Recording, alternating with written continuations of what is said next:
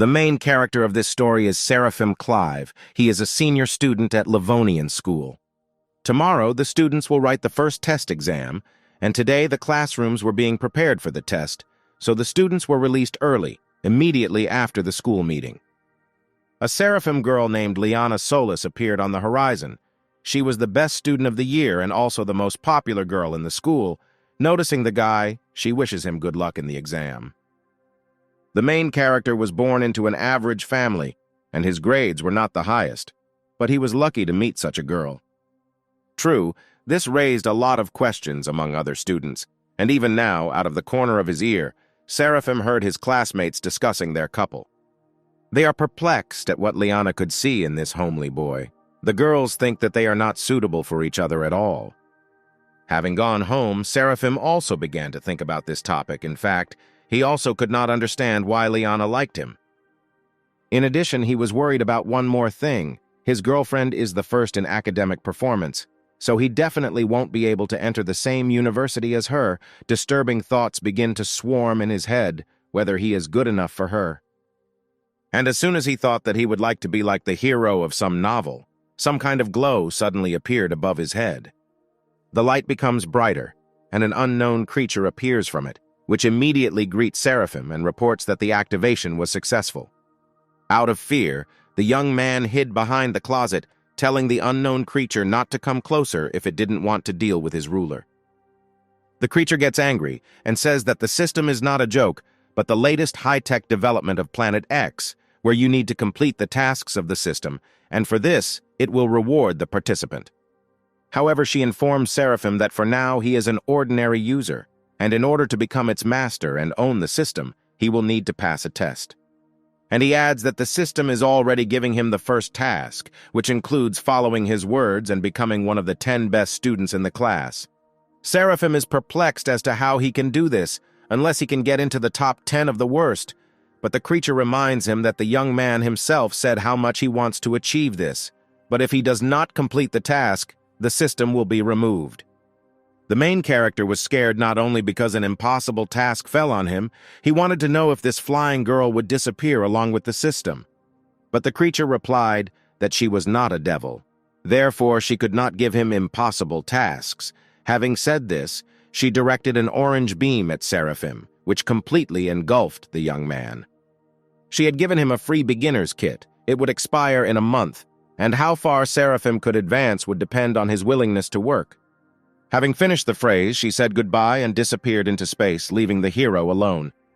Seraphim immediately decided to get into the system and try to find out more about all this. Suddenly, he saw a column in which it was mentioned that the system had endowed him with a brilliant memory, and, of course, the young man immediately wants to check it. Taking the book and reading about a couple of pages, he was delighted. It all turned out to be true. He remembered everything. Continuing to admire what was happening, he suddenly came to the idea that if he did not complete the task, the system would immediately delete everything, and it turns out that he would simply have to continue living as before. Seraphim understands that, faced with ridicule and claims, he will not be able to do anything except endure or run away. But he understands that he no longer wants to put up with this, because he finally has a chance to change his destiny. The hero must grab onto it. Now it's almost 2 o'clock in the afternoon, and his exam will begin tomorrow at 9 in the morning. To be in shape, he needs at least 3 hours of sleep. As a result of these calculations, he comes to the conclusion that he has 14 to prepare hours. In 15 seconds, he read and memorized 2 pages, spending a minute on 8 pages. In an hour, he would learn 480 if he could remember all the answers to the Chinese and mathematics questions that might come up on the test tomorrow. If he succeeds, then he will increase the level of his knowledge by 100 points, and it is even quite possible that he will be able to score 600 points. The result of the best student in his class was 650 points, but if he could get 600 points, he would be in the top 10. At 8 o'clock in the evening, he went to dinner, and even at this time he did not look up from his textbook. Even his mother admonished him to put the book down while eating. Having gone to her son at 1 in the morning, the woman also found him sitting behind a book. She reminded him that he had a test tomorrow, so it was time to go to bed. The time approached 3 in the morning, but Seraphim did not go to bed, but simply continued reading under the blanket with a flashlight. Suddenly a fairy appeared. She noticed how the young man was diligently studying, and before him 1,072 of his predecessors had failed. After all, even having received the strongest ability, without hard work, it is impossible to achieve anything. Only those who are ready to work hard have a chance to experience this strongest system. As a result, the next day, already sitting in class, Seraphim was not in the best physical shape. He liked studying so much that he studied all night, even though he wanted to sleep, but still his efforts were not in vain. He looked at every question and remembered answers to them. Liana, noticing that her boyfriend looked tired, decided to ask if he was confident in his abilities. Looking at the girl with a tired look, but at the same time smiling contentedly, he stated that he was sure that now he would make it into the top 10. His companion was a little embarrassed. She didn't understand what was wrong with him. It seemed to her that he had somehow changed. This phrase was heard by the rest of the students. Muffled giggles were heard throughout the class, and someone even choked on their drink. Noticing this, Seraphim felt a little awkward. He himself had already realized how too presumptuous it sounded. Liana blushed a little and, smiling, told the guy that she believed in him. She got up and, having collected her things, said goodbye to Seraphim as she was going to the exam and finally offered to meet later and have lunch together. The young man waved his hand at her, while louder laughs were heard behind him again. The guys were discussing whether Seraphim was ashamed to be such a clown. Realizing that he was being discussed behind his back again, the main character wanted out of habit to simply put on headphones so as not to hear it. But suddenly, out of anger and resentment, he squeezed the earphone. The question again sounded in his head whether he was worthy of dating Liana. With all his soul, he wanted to show everyone what he was really worth. By this time, exam options had already been distributed in the class, and the observer watching the class walked around the room and thought that there were so many weak children in this class, and there was no one here who took the exam seriously. At the same moment, Seraphim was glad to receive the option. It turned out to be one of those questions that he had learned last night. The difference was only in one meaning. And he also knew the answers to the rest of the questions on the form. He couldn't believe that everything except the numbers remained unchanged. Seraphim understands that in this case, 600 points is nothing. He was already sure that he would receive even more than 650 points. The observer noticed how Mr. Clive completed all the tasks suspiciously quickly. She decided to carefully look over his shoulder to make sure he wasn't cheating, and in the end she was very surprised. 4 days later, Seraphim, coming to class, again received a joke from his desk neighbor named Ian. He again reminded him of the phrase about the top 10. He considered the young man the main braggart of the class, telling him that everyone was waiting for his next joke. Noting that it was his own fault that everyone was laughing at him, Seraphim objected to him, saying that everyone was simply jealous of him, since he and Liana were together, and therefore they were making him a scapegoat. Finally, the teacher entered the classroom with a huge pile of papers. Bringing them to the table, she simply threw them on him. It was clear that the teacher was unhappy. She mentioned in an irritated voice that this was just a trial exam that tested their readiness, and at the same time they analyzed all the tasks in class. Then she could no longer restrain herself and screamed at the whole class, because she did not expect that her students would write it so poorly, and wanted to know if they do not know how to pull themselves together in a critical situation. Then how are they going to go to college? She calls the students one by one, announcing the results and handing over their exam forms. Finally, she called the top student of the class, David Frith. He scored 653 points. He was second in the class, and 72nd in the overall standings. David went to his desk in bewilderment. While everyone began to whisper among themselves and guess who was the first in their class, and everyone became a little tense because there was only one person left, whose results were not announced. Finally, the teacher announced Seraphim. He scored 702 points, was in first place in the class, and second in the overall standings. The young man, happy, went to receive his form, while everyone in the class, including the teacher, was perplexed by what was happening. At the Livonian school, the teachers were already discussing the results of the trial exam. They were surprised how such a weak student was among the best. Someone suggested that the young man was definitely cheating, since the teacher had never in his life seen a student wise up so quickly. The teacher thought, Even if the student had the opportunity to look at the reference materials during the exam, it is unlikely that he would be able to immediately score 700 points like that. Another teacher also thought about this, because it is impossible to find the answer to a question in a book if you have no idea where the necessary material is, which means that the student really prepared hard. Suddenly, the deputy director loudly slammed a stack of papers on the table and loudly ordered the topic to be closed. And then he asked each of the teachers to draw up a new exam version, since he wanted this sensational student to take the test again tomorrow. The next day, sitting in class, Seraphim already had time to think that it seemed like everyone had already forgotten about what happened yesterday. And what was great was that he still remembered all the material he had learned. By this time, his memory had become even better. Suddenly, a teacher came into the classroom and asked Seraphim to go with her to the teacher's room. Before he even set foot outside the classroom, his classmates immediately began discussing his trip to the teacher's room, suggesting that he had been caught cheating. Entering the staff room, he quickly knocked and greeted all the teachers and class teachers.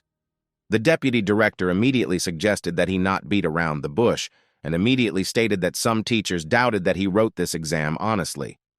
There are those who do not believe in him, and therefore he himself personally agreed that Seraphim retake the test. The young man asked a little irritably if he would really be the only one to retake this exam. Another teacher had already carefully pulled out a chair for the student, telling him not to think that they doubted his abilities.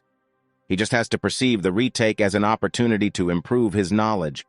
Seraphim sat down at the table dissatisfied, asking if this friendly teacher, who said such nice things, thought that he was actually cheating. But one way or another, the hero was not worried. He learned all the questions, so he was not afraid of a retake. But having taken a closer look at the form, Seraphim suddenly panicked. It turns out that the teacher had prepared new tasks for him so that the young man would definitely not have the opportunity to cheat. Even though he didn't cheat on the trial exam, if now he makes a mistake and cannot solve these tasks, he will be unfairly accused of lying. And then, out of nowhere, a fairy appeared. She greeted Seraphim and congratulated him on completing his first task.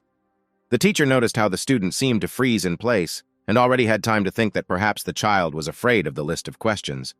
But suddenly the young man hits the table and declares that everything is fine and he is ready to receive his reward. The teacher has a vague belief in his abilities and still considers him a bad student, and his behavior is proof of this. An hour and a half later, he picked up the paper and told the teacher that he was done with chemistry. Another hour and a half later, he handed the exam paper to the math teacher. The entire teaching staff immediately crowded around the teacher to find out whether the student had coped with the task.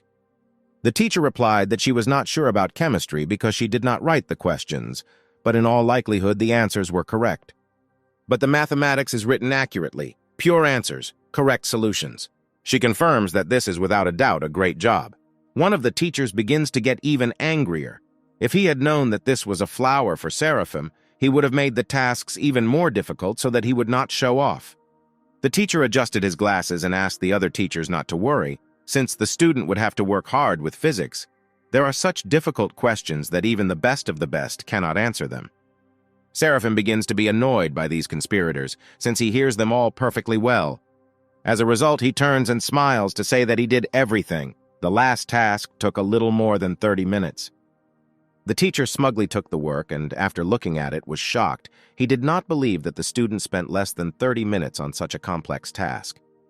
The entire teaching staff understands that at one point, they were so focused on checking the assignments that they did not notice how he easily solved all the assignments in half an hour. Did he really answer the questions faster than the teacher? It seems that it's not a matter of luck. Maybe he deliberately showed bad results before. The indignant teacher almost attacked the student, wanting to know whether he had solved the last problem himself. Seraphim laughs and says that he does not understand what the teacher is talking about, because he was under supervision all the time, from whom, in their opinion, he could ask the answer. The teacher chuckles awkwardly and explains that he is just confused, and talks about how glad he is that Seraphim scored the highest score. He also adds that it would be a big loss if this student does not understand participating in a physics competition. The young man wants to know whether competitions give him extra points for the entrance exams, and the teacher gives him a positive answer. Seraphim comes to the conclusion that then he will be able to become the second best student and get into any university. The teacher also confirms his words. But suddenly the sparkle disappears from the student's eyes, and to the surprise of the teacher, he says that this is not particularly important for him and he will not participate. And if there are no more questions for him, he asks to leave. Having said this, he quickly headed towards the exit. Walking along the corridor, Seraphim thinks about how good it is that he completed the first system task and received a reward. However, he doubts that everything will be easier further. 3 hours ago, he received the award and immediately felt as if his mental abilities had improved. The voice of Liana, who was also walking along the corridor and noticed her companion, pulls him out of the abyss of his thoughts. Seraphim, without hesitation, headed towards her, surprised at what she was doing on the 6th floor. It turns out that she found out that he was called to the teacher's room and wanted to ask if everything was okay with him. The young man immediately admitted to her that he was forced to retake the exam. Everyone thinks that he could not improve the level of his knowledge in such a short time, and the young man himself would like to know whether Liana believes him. The girl approached him and gently cupped his face with her hands. Looking him straight in the eyes, she stated that they can think what they want, but she believes in him. Even though his progress is truly incredible, she knows that he would not lie to her. Seraphim is pleased to hear this, but he still wants to know if she really thinks so. Liana blushes even more and says that if he continues in the same spirit, then they will be able to enter the same university. Seraphim was already preparing to hug his beloved when the teacher came out of the teacher's room, muttering to himself that the student was clearly not telling something, and if he was so smart, then why was he afraid to take part in competitions? Raising his head and seeing how the young man was standing close to the girl, the teacher pulled him back and immediately began to scold him for inappropriate behavior at school. Seraphim doesn't understand what the problem is because he doesn't do anything like that, but everything is serious with Liana. The teacher becomes even more furious because the student does not understand what the problem is. The teacher is angry because what kind of relationship can there be? After all, they are still school children, and their studies can suffer from such love. The young man decides to clarify one question with him, where he is on the list of academic performance. Gritting his teeth, the teacher answers him that he is second. Then the question touched on Liana, and then the teacher had to answer that the girl took first place. Seraphim throws up his hands and does not understand how, in this case, the teacher may still doubt that the relationship negatively affects their performance. Liana could not restrain herself and began to laugh. The teacher clearly did not like this, and he asked the young man not to talk nonsense. He decides to remind the student that his place in the overall standings has not yet been confirmed. Seraphim objects, since the deputy director approved the results of his retake, and apparently the teacher suspects the student of colluding with him. The teacher asks not to cling to his words. He believes that there is something suspicious in the fact that he does not want to participate in physics competitions, which means that he was definitely cheating. Liana could not stand it and decided to stand up for her boyfriend, asking teacher Leon to stop insulting his students. Suddenly, the young man takes her by the shoulder and, looking into her eyes, winks, saying that Leon has a reason for this. In any case, after everything the teacher said, he still wants Seraphim to take part in the competition, and the young man wants to know if this is so. The student is ready to do this, but only on one condition: if teacher Leon makes a bet with him. If he loses, he will do whatever the teacher asks of him, but if he wins, Leon will have to treat their entire class to chicken. The teacher was a little taken aback, as he thought in his head how much money he would have to spend in case of loss to buy a chicken for 50 people. Seraphim never tires of teasing him, saying that at first he accused him of passing the exam dishonestly, and now he is also afraid to enter into an argument with him. As a result, after thinking a little more, the teacher still agrees to this bet. A few more days passed, and the physics competition finally ended.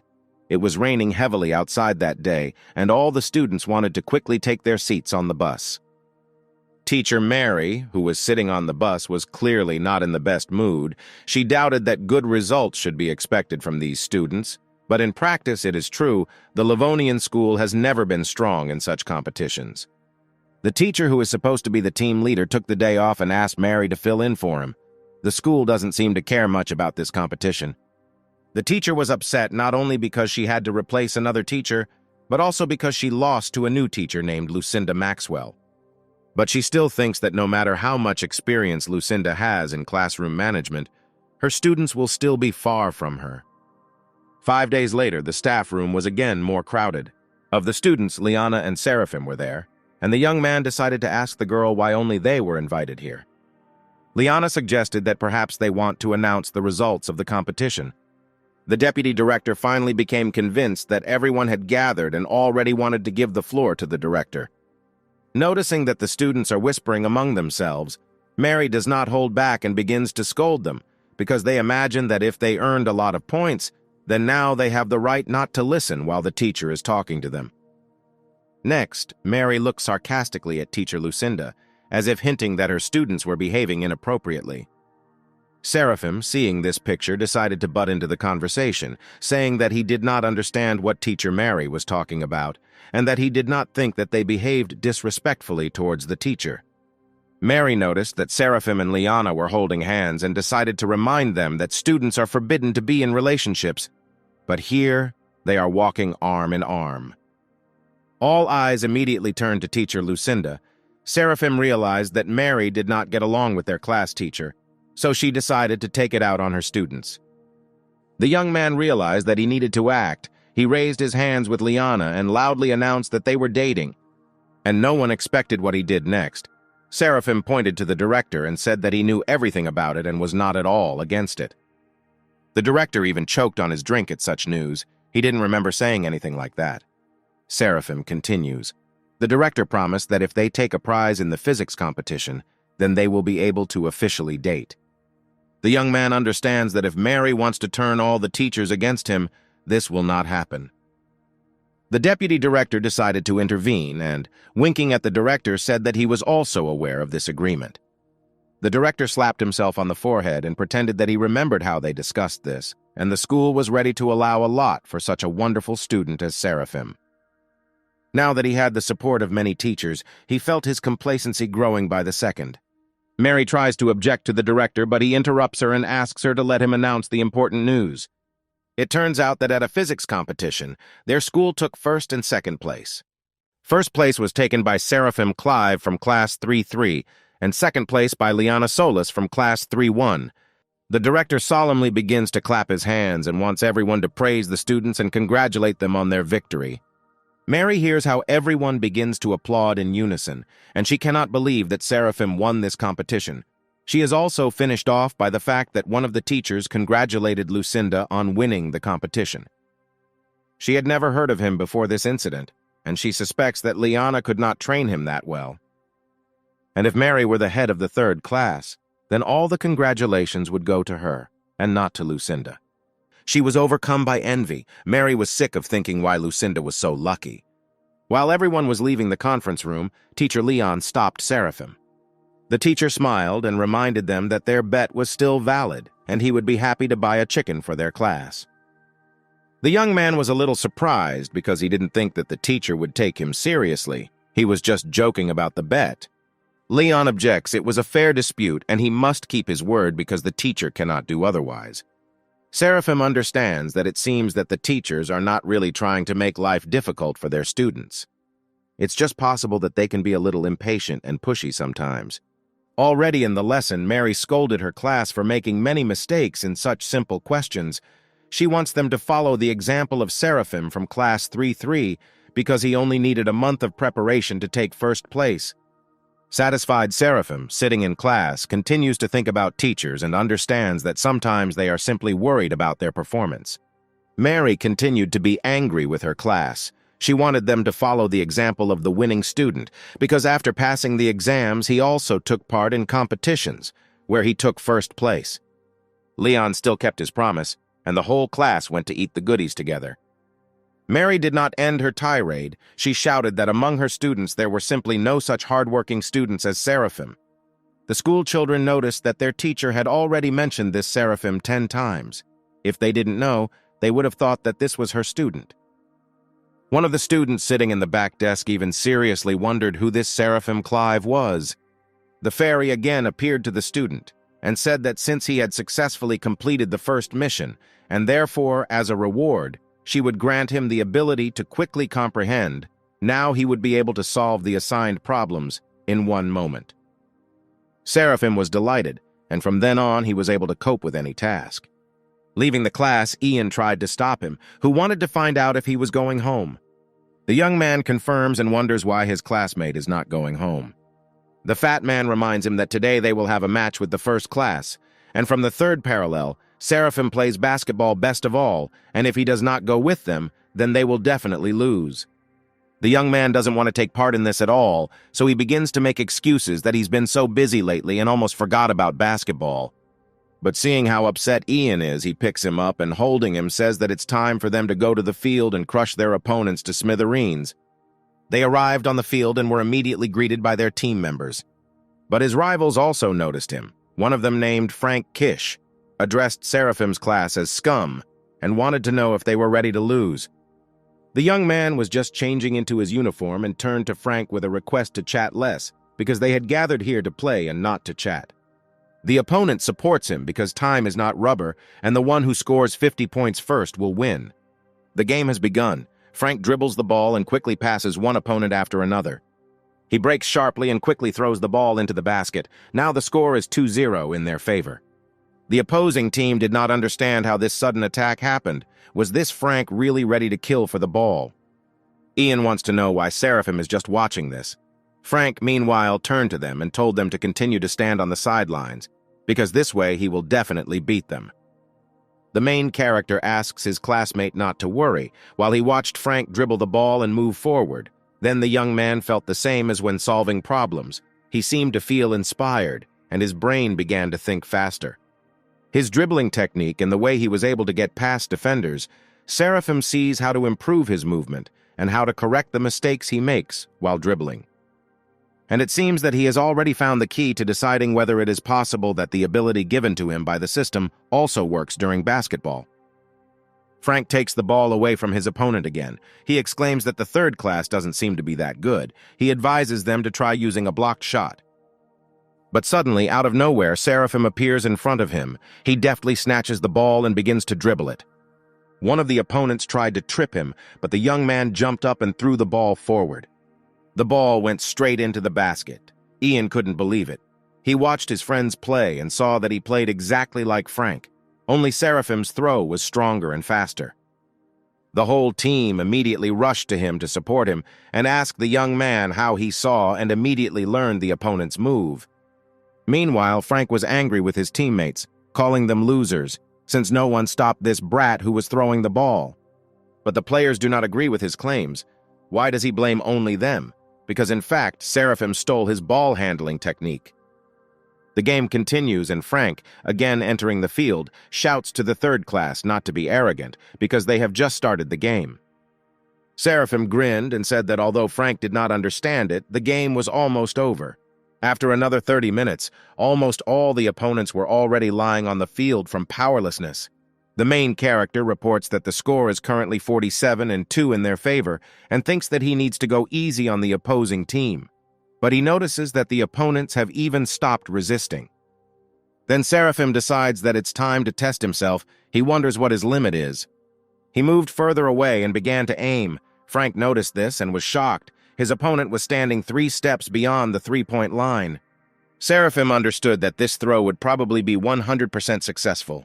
Already both teams were simply watching this with bated breath and saw the moment when the ball hit the hoop from such a distance. After this, Seraphim already realized that the game was over and was about to leave. Finally, he wants to find out whether the opponents are still ready to play with them because this is just a waste of time. And he compliments this with the phrase that next time they could only play with him. The next day, Frank lost all mood to play because of Seraphim. At the same time, many players on the court happily threw the ball into the basket. A player named Brown Cole threw one ball after another, a couple more throws, and the number of hits would exceed 100. Brown noticed Frank behind the field bars and invited him to come out and play with them. But Frank rejects his proposal because he has no desire at all. The young man wants to know if he really lost with a score of 50-0. Frank shyly says that if he were as talented as Brown, he would not have let Seraphim down. The young man thought about it because he had already heard this name somewhere and even supposedly knew that this student was in third grade. Brown recalled that this might be the student Mrs. Lucinda had told the class about. And his classmates also constantly talk about Seraphim. Now, even after lessons he has to hear this name, it infuriates him that this young man is now everywhere he looks. Brown throws the ball away and asks Frank to talk about his game with Seraphim yesterday. A little later, Ian and Seraphim were walking along the basketball court, and he, the main character, asked his friend to go first while he waited for Liana. And then, out of nowhere, a basketball, possibly deliberately thrown at him, rushed straight at the young man. Brown and Frank stood on the court, clearly waiting for the young man. Frank introduces Seraphim Brown as the point guard of their school team and the best player in Livon City. He heard that the young man wanted to compete with someone in throwing the ball, so Brown set aside time for this. Seraphim admits that he does not want to compete and, throwing the ball back, announced that he was leaving. Brown caught the ball and wanted to find out if the young man was really dating the first beauty of the school, Liana Solis, since he did not understand what she saw in him. He suggests that the girl may have something wrong with her eyesight, since she doesn't see what a weakling her boyfriend is.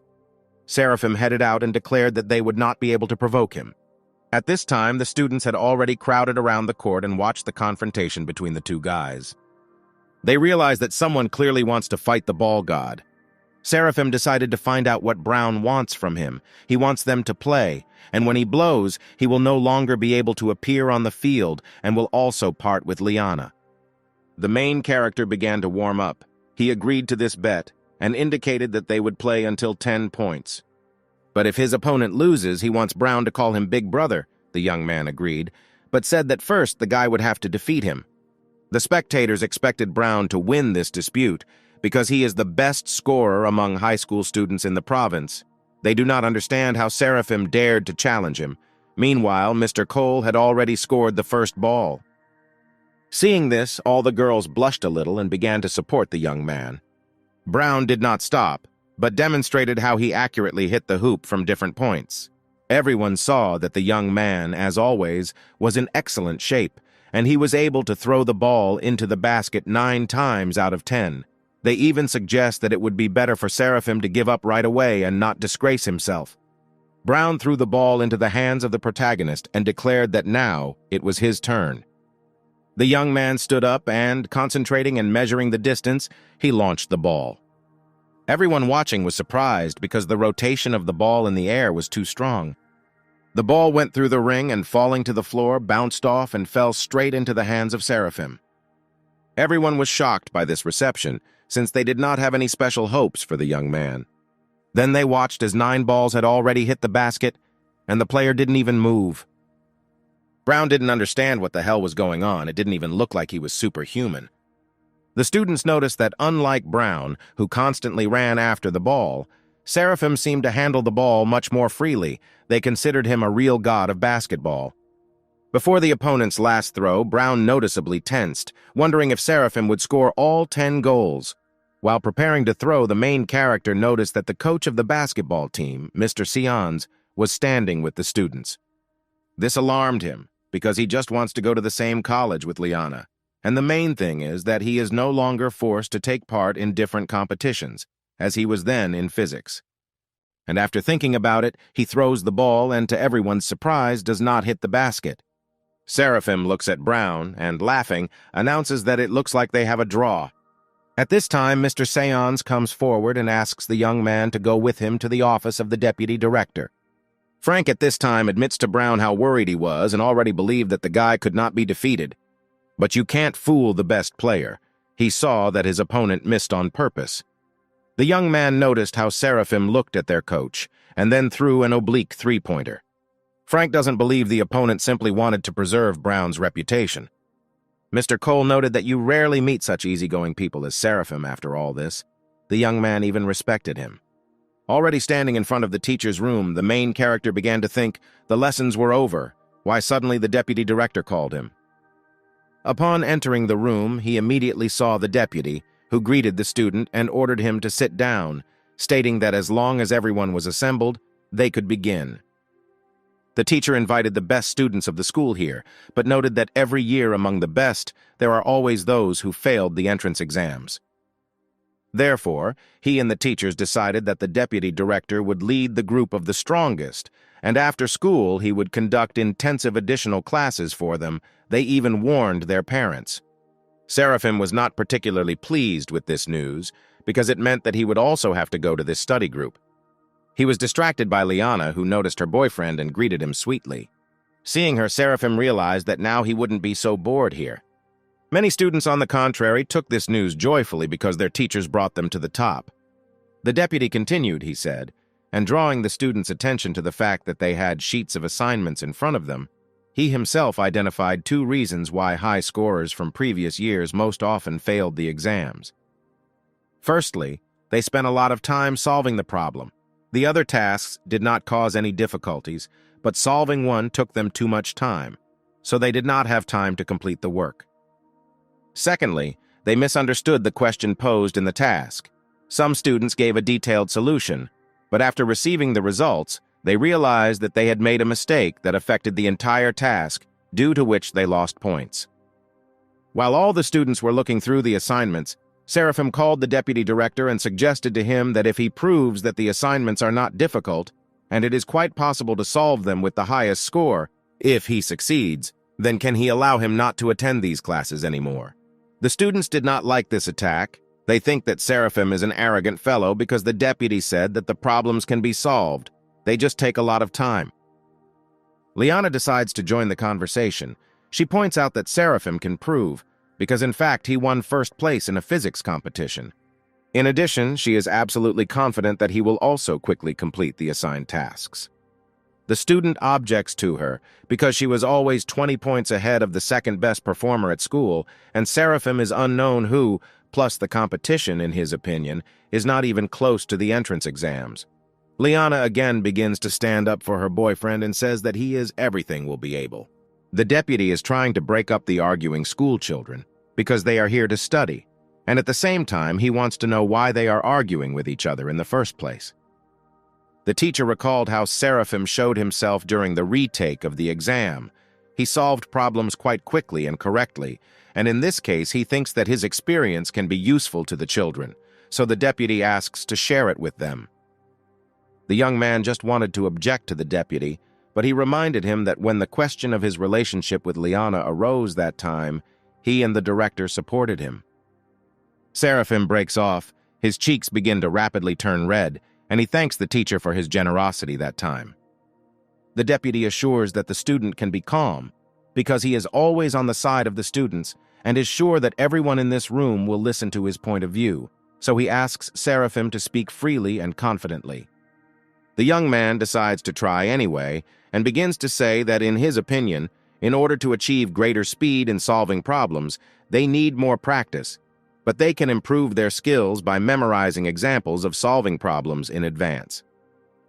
This is something like a software algorithm of actions, when before the main one there is also a preliminary process. Having memorized a sample solution to problems in advance, they significantly improve the efficiency of their work. For example, they might take a genetics problem that is worth average and takes some time and is therefore challenging. Similar problems take place in high school. In front of them, there are 16 ways of developing the situation, including various combinations, for which you need to create several solutions and remember the formulas. And when this problem comes across, it can be solved in a shorter time. One of the students objects, because for this method you need to remember a lot of things, and if, for example, they don't come across such a task, they will simply waste time. Seraphim suggests that everyone choose the best option for themselves, rote memorization before the exam or wasting time during the exam. The deputy liked the young man's option because the advantages of this method are enormous. Students will be able to spend not 30 seconds, but 3 on solving the task. Further, Seraphim suggests, in order not to get confused in the question itself and to highlight the necessary information, simply write down the solution on a separate sheet and use the formula to solve it. He compares it to playing chess. It's one thing to check and another to checkmate. He believes that those who go beyond their capabilities will be able to cope with any task. but students doubt that it is worth so much effort and whether it is even realistic. The deputy believes that there is common sense in Seraphim's words, of course. Students are not obliged to follow everything he advised, but there are some things worth listening to. Suddenly, the young man felt a strange feeling, and out of nowhere he heard a notification that the system had granted him a new ability called the Feynman method of studying. A month later, at the next meeting of the best students, the deputy congratulated Seraphim because he overtook all the students at the school and finally took first place in the trial exam. The hero turns to the teacher and says that he should thank him for these services. This time he managed to finish the test 10 minutes before the allotted time, and thanks to this he became more confident about the entrance exams. Another student also shared his experience, having worked with the group for 2 weeks on exam options. He felt that he had a better understanding of the concept of working on difficult questions. Seraphim chuckles and replies that he is only happy to help everyone, but he is confident to himself that none of the guys, without a system like his, will reach his level. To his surprise, he notices that Liana is behaving somewhat distantly, and sadness is clearly expressed on her face. He wants to find out from her what's wrong. Maybe she's angry that he overtook her in the school test. But Liana replies that that's not the point, and she's very happy for him. Seraphim is still trying to find out why she feels bad, but the girl just refuses. Then the guy takes more drastic measures and, grabbing Liana by the hands, asks that if she cares about his feelings, then she should tell him the truth. Meanwhile, the deputy declares today's meeting over, and all but a couple of students quickly begin to get ready. Left alone, Seraphim once again asks her to tell him everything, and this time Liana agrees. She quietly tells him that they may not be able to go to the same college. Yesterday, her mother suddenly told her that she wants Liana to study abroad. The girl is worried because she already anticipated that when Seraphim's grades improve, they will be able to continue studying together. The young man was also alarmed by this news, but he tries to calm Liana down, saying that they will definitely come up with something. They both end up at a reception with Miss Devona Solis. Liana tries to start a conversation and addresses her as her aunt. Devona laughs because she allows herself to be called auntie, since she is not one of those old-fashioned mothers who forbids her child to date. In addition, she trusts her daughter, and it is immediately clear from Liana that this conversation is difficult for her. However, despite the fact that Miss Solis is not against their relationship, she still believes that first of all, Liana needs to think about her future. Miss Devona has a goal. She wants to give her daughter the best education. Seraphim listens to her and analyzes the situation, because thanks to the system, the best education is now available to him. He is sure that no university can compare with it. But there is a problem. He cannot just go ahead and tell everyone else about it, and besides, he is afraid that no one will believe him. Auntie suggests that if Liana's boyfriend came here to convince her, then she is ready to listen to him. Seraphim supports her and asks his girlfriend to let him talk to her mother. He begins his conversation by understanding how Miss Devona is worried about her daughter, but he wants to know what she means by a good education. A diploma graduated with honors or a well-equipped, expensive campus. The aunt smiles and replies that she doesn't think this is the most important thing. She was interested in finding out what a good education includes, according to the young man. Seraphim enthusiastically shouts that this requires thinking people, masters of their craft. After all, they are the foundation of education, and in their country they can also get the best education. Devona, hearing his speech, clapped her hands, noting that it was all well said. She was directly amazed, but he still missed something. Seraphim realizes that he missed this important component, connections. The young man activated the ability to anticipate his opponent's action and received a rookie card. Devona confirms that everything, as he said, all the power is in the people. Miss inflicts 4 blows on all the opponent's followers. The woman notes that by keeping in touch with her college friends, it will be easier for them in the adult world. The opponent discards the harsh reality card and hits Seraphim's cards. The young man realizes that she has made a powerful code, but accepts it. He turns to Devona and says that this may sound incorrect on his part, but he still wants to say that those who have power acquire connections. Maybe it's really important for some to make connections in college, but he and Liana don't need it. Miss Solis is funny. Usually those who are lower in status are afraid to even breathe next to her. For a long time she has not met such a young man as Seraphim. She notes that it is very rare for a high school student to show such courage. The young man even reminded her of himself in his youth. Liana is surprised by this behavior of her mother.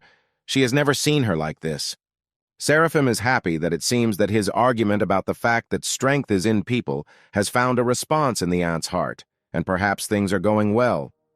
And then an interesting thought occurs to him. He jumps up from the sofa and, turning to Devona, invites her to make a bet.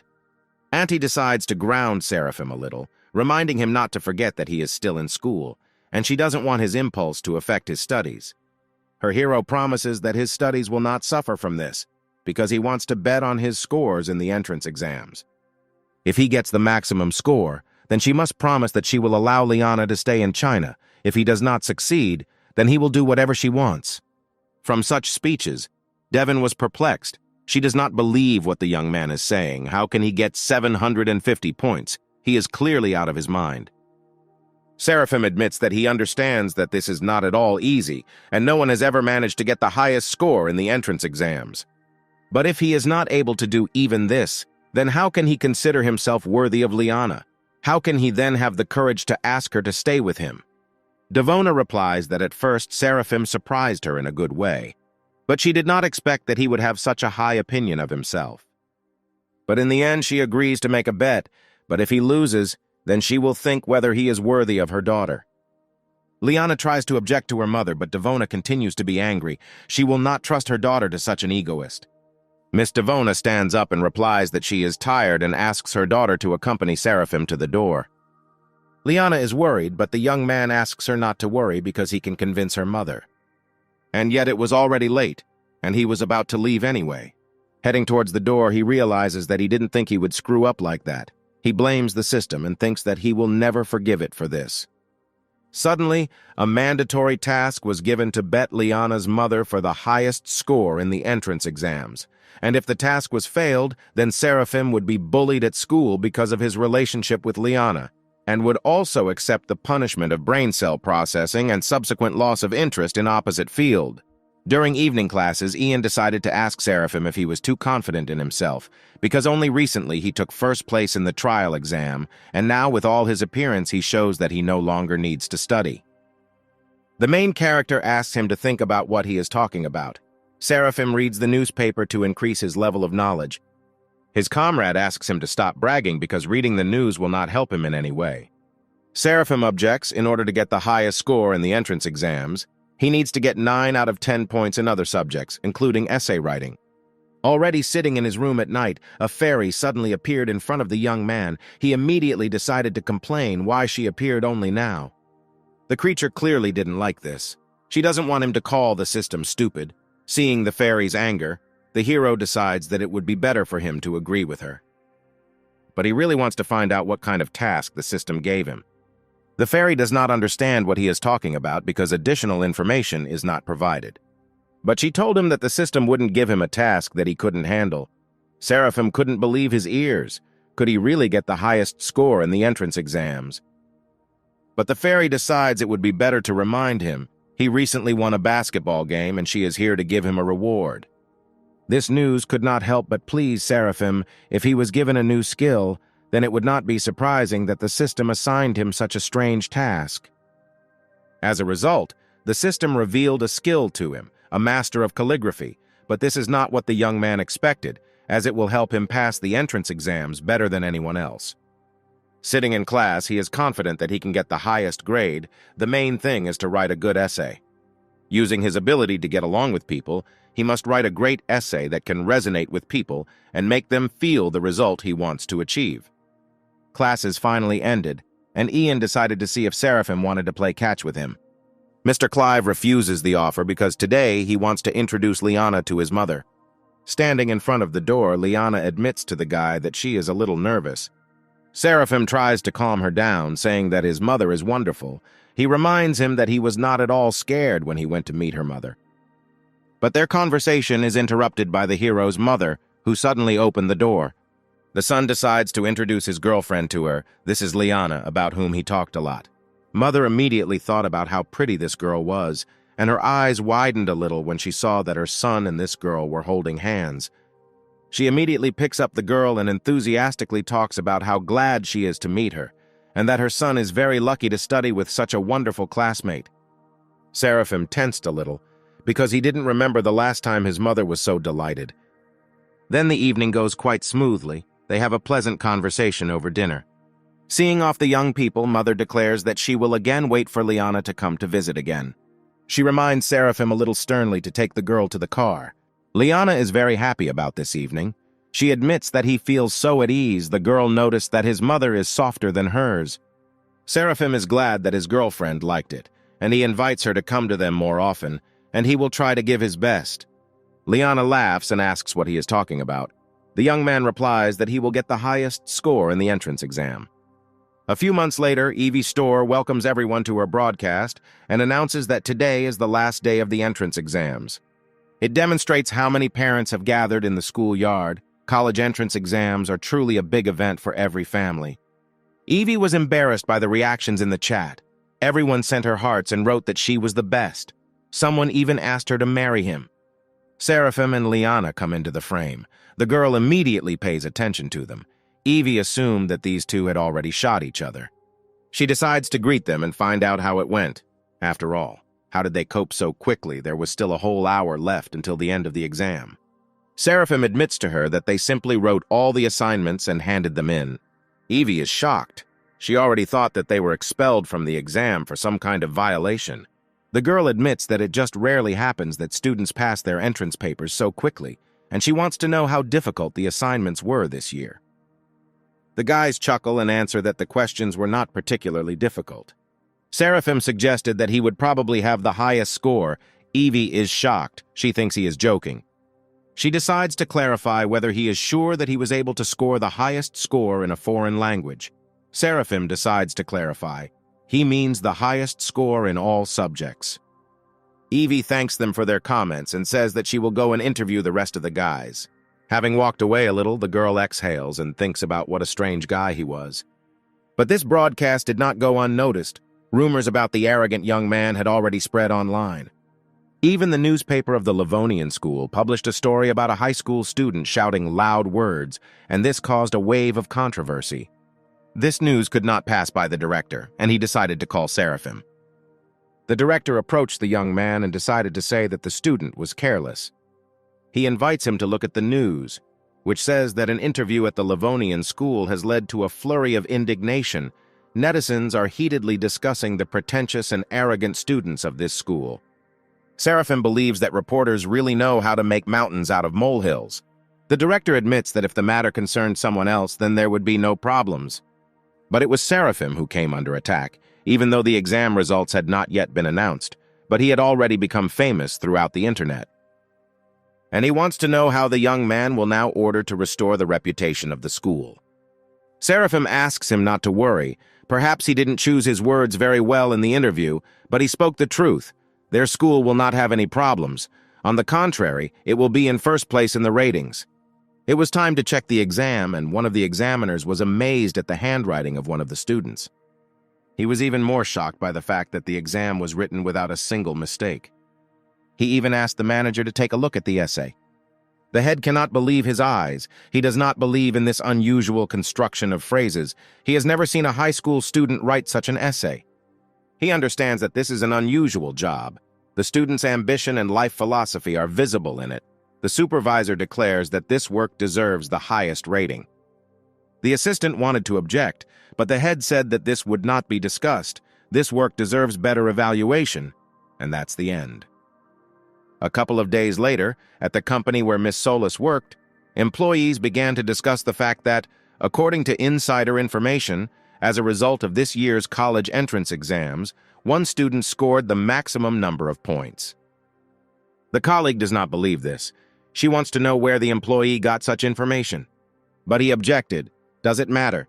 In a few days, the results will be posted and the truth will be revealed.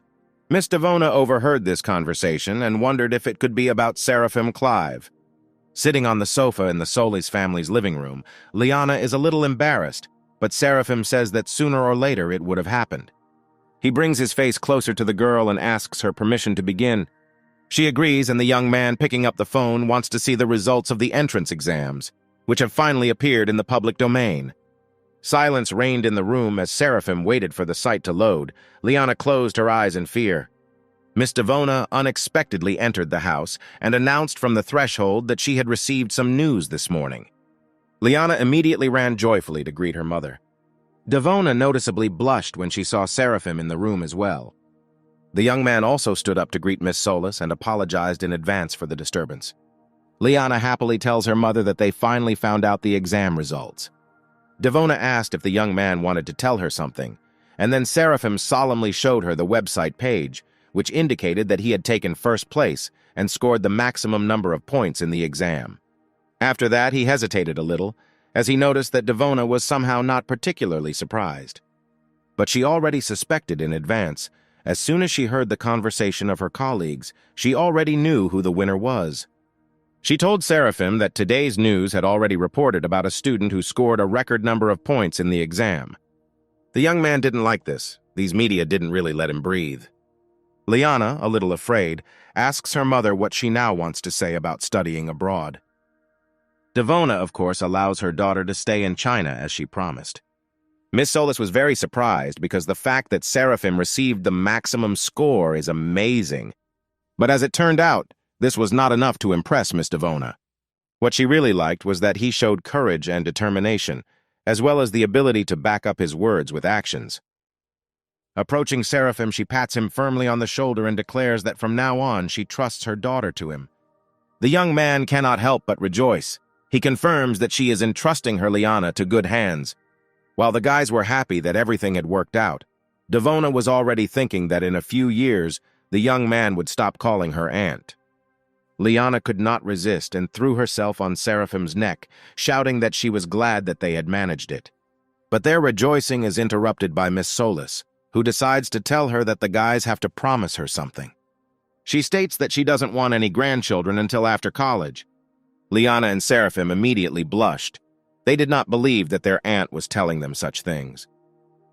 Devona reminds them that they are still too young, and she doesn't want to become a grandmother before they graduate from college. Liana rushes to her mother again to hug her and ask her to stop talking about the topic of becoming a grandmother.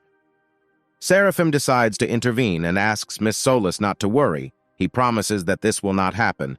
He and Liana will not go that far until they graduate from college. Devona says that he trusts the young people.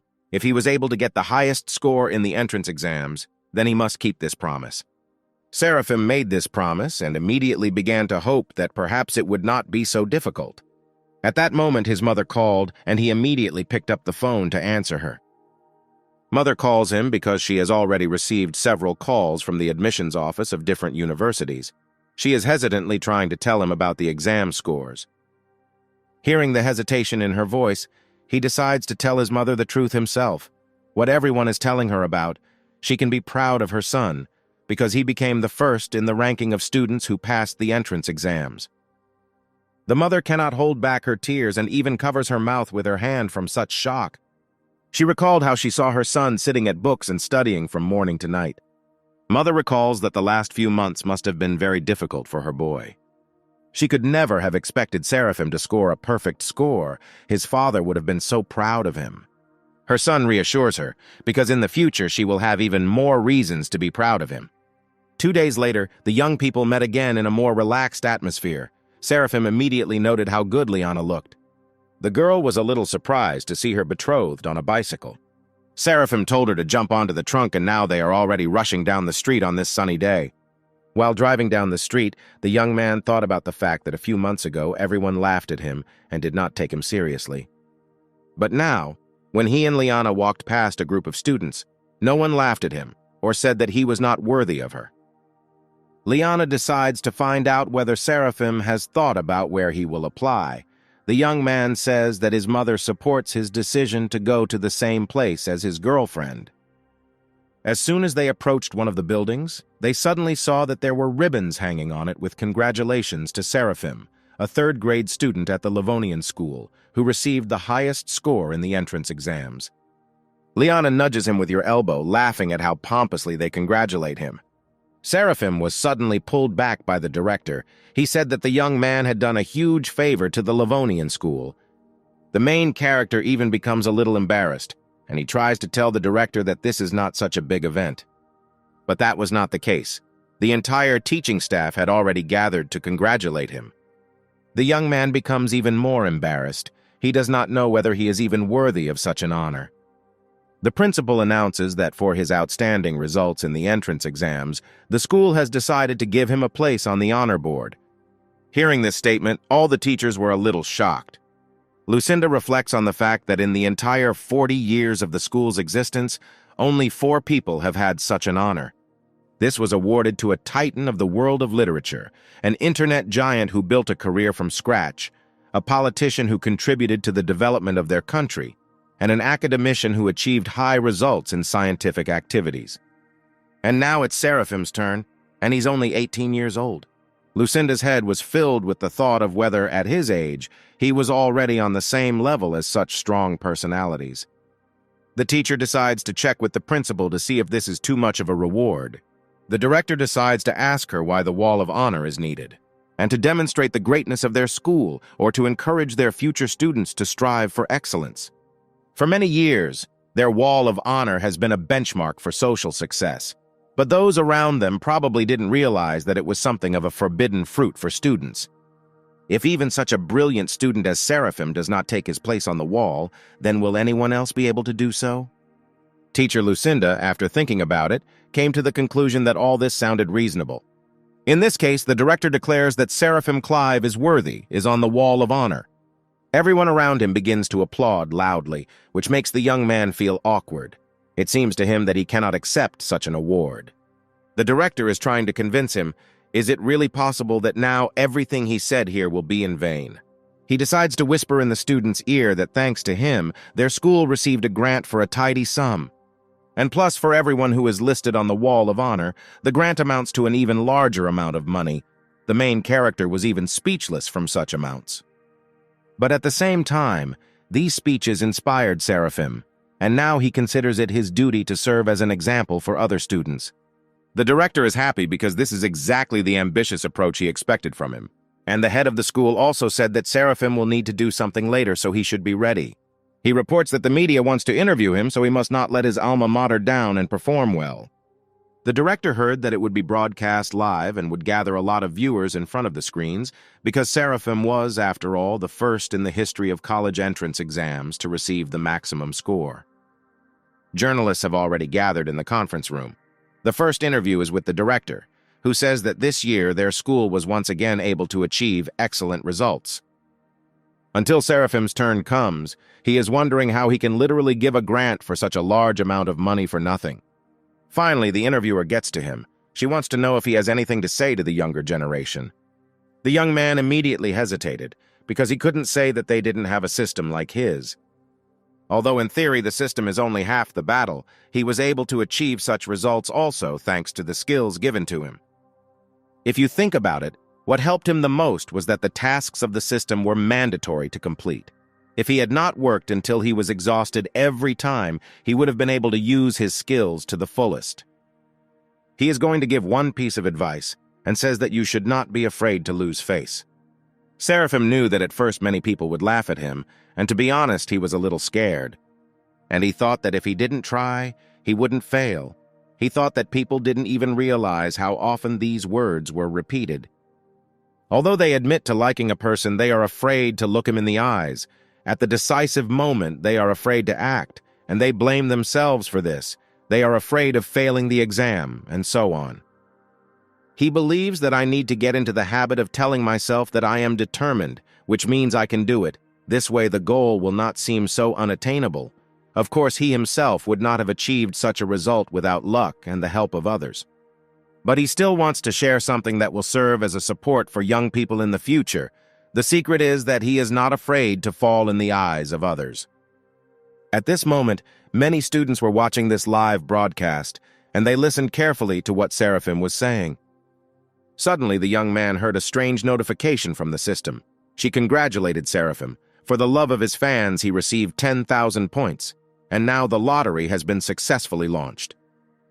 While in his living room, the main character listened carefully to the fairy, who explained that he had one chance to win the lottery.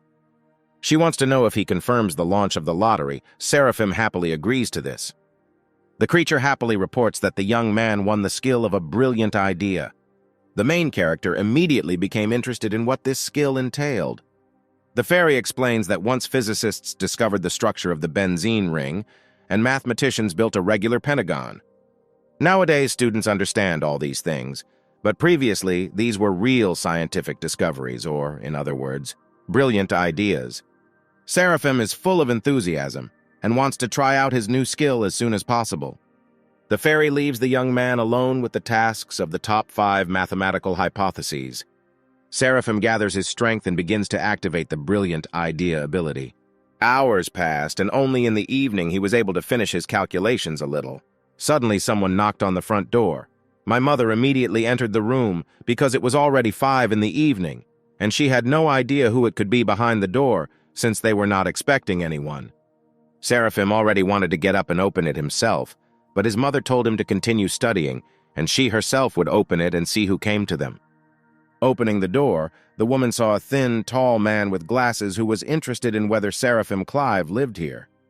The man decides to introduce himself. His name is Raj Gable. He is the chairman of the admissions committee of Anna University, and he would like to know which college Seraphim chose. The mother was speechless as to why the chairman of the admissions committee of Anna University came in person. She kindly invites Raj to come in, and the chairman has already seen this silent question in her eyes and hastened to answer that he is here in person because her son is a special applicant. And suddenly there was a knock on the door again. Another man stood in the threshold and asked if Seraphim Clive lived here. He came on behalf of the admissions committee of Taikok University. But when he saw Raja, the man's gaze immediately changed from friendly to angry. He launches an offensive and immediately wants to find out if he wants to lure Seraphim to his university.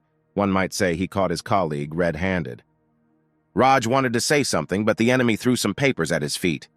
While Raj was looking at the papers, a representative from Taikok University addressed the young man's mother, introducing their university as the best in the country. They have the best campus and living conditions, and the teachers are simply unrivaled. And it will be the best decision if the mother entrusts her son to them. Raj hears out of the corner of his ear that his rival promises that if Seraphim chooses their university, then his scholarship will be 300,000 yuan. The representative had already handed the mother the documents, saying that only a couple of signatures were required from her. Raj can no longer give up his position, and he grabs Seraphim by the shoulders and says that if his choice falls on Anna University, then he will personally order that the young man receive a scholarship worth millions of yuan. The opponent froze in amazement when he heard how much scholarship his opponent offered. Raj continues to press the young man. If he is not satisfied with this amount, then he can offer his own, and in general, if he enters Anna University, he can ask him for anything. Seraphim finally managed to say that, in fact, he and his girlfriend decided to enter the same university. Raj begins to talk about how his girlfriend will be able to choose any direction, and studying for a master's degree will be free for them, and they will also be able to accommodate them in the same dormitory, and that regarding her scholarship, they will also be able to agree. Raj's rival is simply indignant. He asks his colleague if they even have the right to do this. The top best include dozens of students in the country, and they cannot afford to pay such scholarships to everyone. Raj has already decided everything for himself.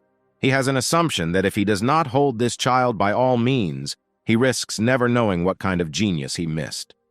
Already on the plane, Seraphim told Liana about how the face of the representative of the admissions committee at Taikok University turned green when he heard Raj's conditions. 2 months ago, university representatives showed up at Seraphim's house and wanted to know where he was applying. The young man awkwardly admitted that his girlfriend had already chosen Anna University, so he would go there too. Raj immediately began to sneer at his rival, who after these words offered the young man anything to change his mind. But there was nothing to be done. The representative of Taikok University had to pack his suitcase and leave, saying that he did not lose to Raju, but was simply unlucky this time. Mother Seraphima continued to be in a state of shock. She did not believe that her son had just been invited to study at one of the best universities in the country. But in the end, the main character was glad that he and Liana entered Anna University together. The girl admitted to him that she could not believe that they had achieved their goal together. She thought to herself, Although she always believed in Seraphim, his grades were not so good before. Sometimes it even begins to seem to her that he has become a completely different person. At this time, they finally began to distribute lunch throughout the plane, which the young man was very happy about, as he was quite hungry. Liana, seeing how her betrothed was crushing another bun, laughed loudly. Seraphim wanted to know why she laughed, but the girl said there was nothing wrong with it. He was just the same and hadn't changed a bit. Suddenly, the young people also heard laughter coming from the next row. Liana turned to see who was laughing too and saw that a pretty blonde was winking at her. Mrs. Solis didn't understand why this girl looked as if she knew them. Seraphim noticed Liana's worried look and decided to find out what happened. Liana told him to look at the girl next to them because she was so beautiful. Even Mrs. Solis herself was amazed by it. In addition, Liana noticed that the young lady was looking at Seraphim and smiling. The young man thinks that this is all nonsense and perhaps she just made her laugh at the way he ate. Finally, the plane arrived in Kyoto. The chairman of the admissions committee had already arrived there to meet the students. Raj greets the guys, and then Liana and Seraphim, greeting the chairman, notice that they are not alone. The same girl from the plane was next to them, and she also greeted Raj. The young people were surprised to realize that perhaps this girl would study with them. The chairman states that it is a great honor for Anna University that 3 of the best students in the province are admitted to them at once. Seraphim analyzes the situation. If the 3 best students entered, the first is him, the third is Liana. This means that the stranger is the second student to score the highest score in the entrance exams. The girl happily reports that she is glad to finally meet him. She heard about the guys, and today she finally saw her for the first time. The stranger finally introduced herself. Her name is Taylor Locke. She and Seraphim shake hands and promise that they will learn from each other. The young man does not understand why he has the feeling inside that this girl is up to something bad. The chairman decides that since everyone has already met, they can go to the university and takes the guys to the car. Seeing this car, Seraphim was simply delighted. It seems to him that Anna University's approach to its students is even better than he expected. Suddenly, he heard Taylor laugh behind him. She said that every year the best students enter Anna University. But for the first time in history, a high school student managed to get the highest score. The girl suggests that probably it was given to her from above to meet such a genius as Seraphim. The chairman urges them on, saying that he himself will help them with their luggage, and for now they can get settled in the car. He reminds them that they will have to fill out a lot of paperwork before registering. Raj, loading his suitcases into the car, thinks that they usually don't rush around like this with the best graduates. But Seraphim is a different matter. He is simply a mathematical genius, since he was able to solve the top 5 most difficult hypotheses. Only such a brilliant student is worthy of being welcomed by Anna University with all honors. The young man thinks that it's cool that they will be given a ride by car, and they don't have to get there themselves like the rest of the freshmen do. Liana decides to ask Taylor how many points she scored on the entrance exam. Hearing the answer, at 736, Liana was sincerely surprised and considers it an annoyance. Taylor chuckles and says that there is nothing wrong with that. If there is a 10-point difference between her and Seraphim, she is still no match for him. Seraphim chuckles because between her and Liana, the difference is generally 4 points. The chairman wants to know which profile the best graduate has decided to choose. Students usually make decisions before applying, but Anna University has made an exception for this. Seraphim replies that he thought about it and decided to go with Liana to the Faculty of Foreign Languages. Raj almost slammed on the brakes from shock. Did the young man really not want to enter the Faculty of Mathematics? But he calms down and says that if he doesn't have any special preferences, then of course any direction will do, but he still advises him to use his strengths. Seraphim doesn't care about anything. He can choose anything because he has a system. The young man notices that most likely the chairman saw his calculations, and that is why he so badly wants him to enter the Faculty of Mathematics. Seraphim doesn't want to seem impudent, but does Raj really think that the math teachers still have something to teach him? These words made the chairman think because the young man himself solved those most difficult problems.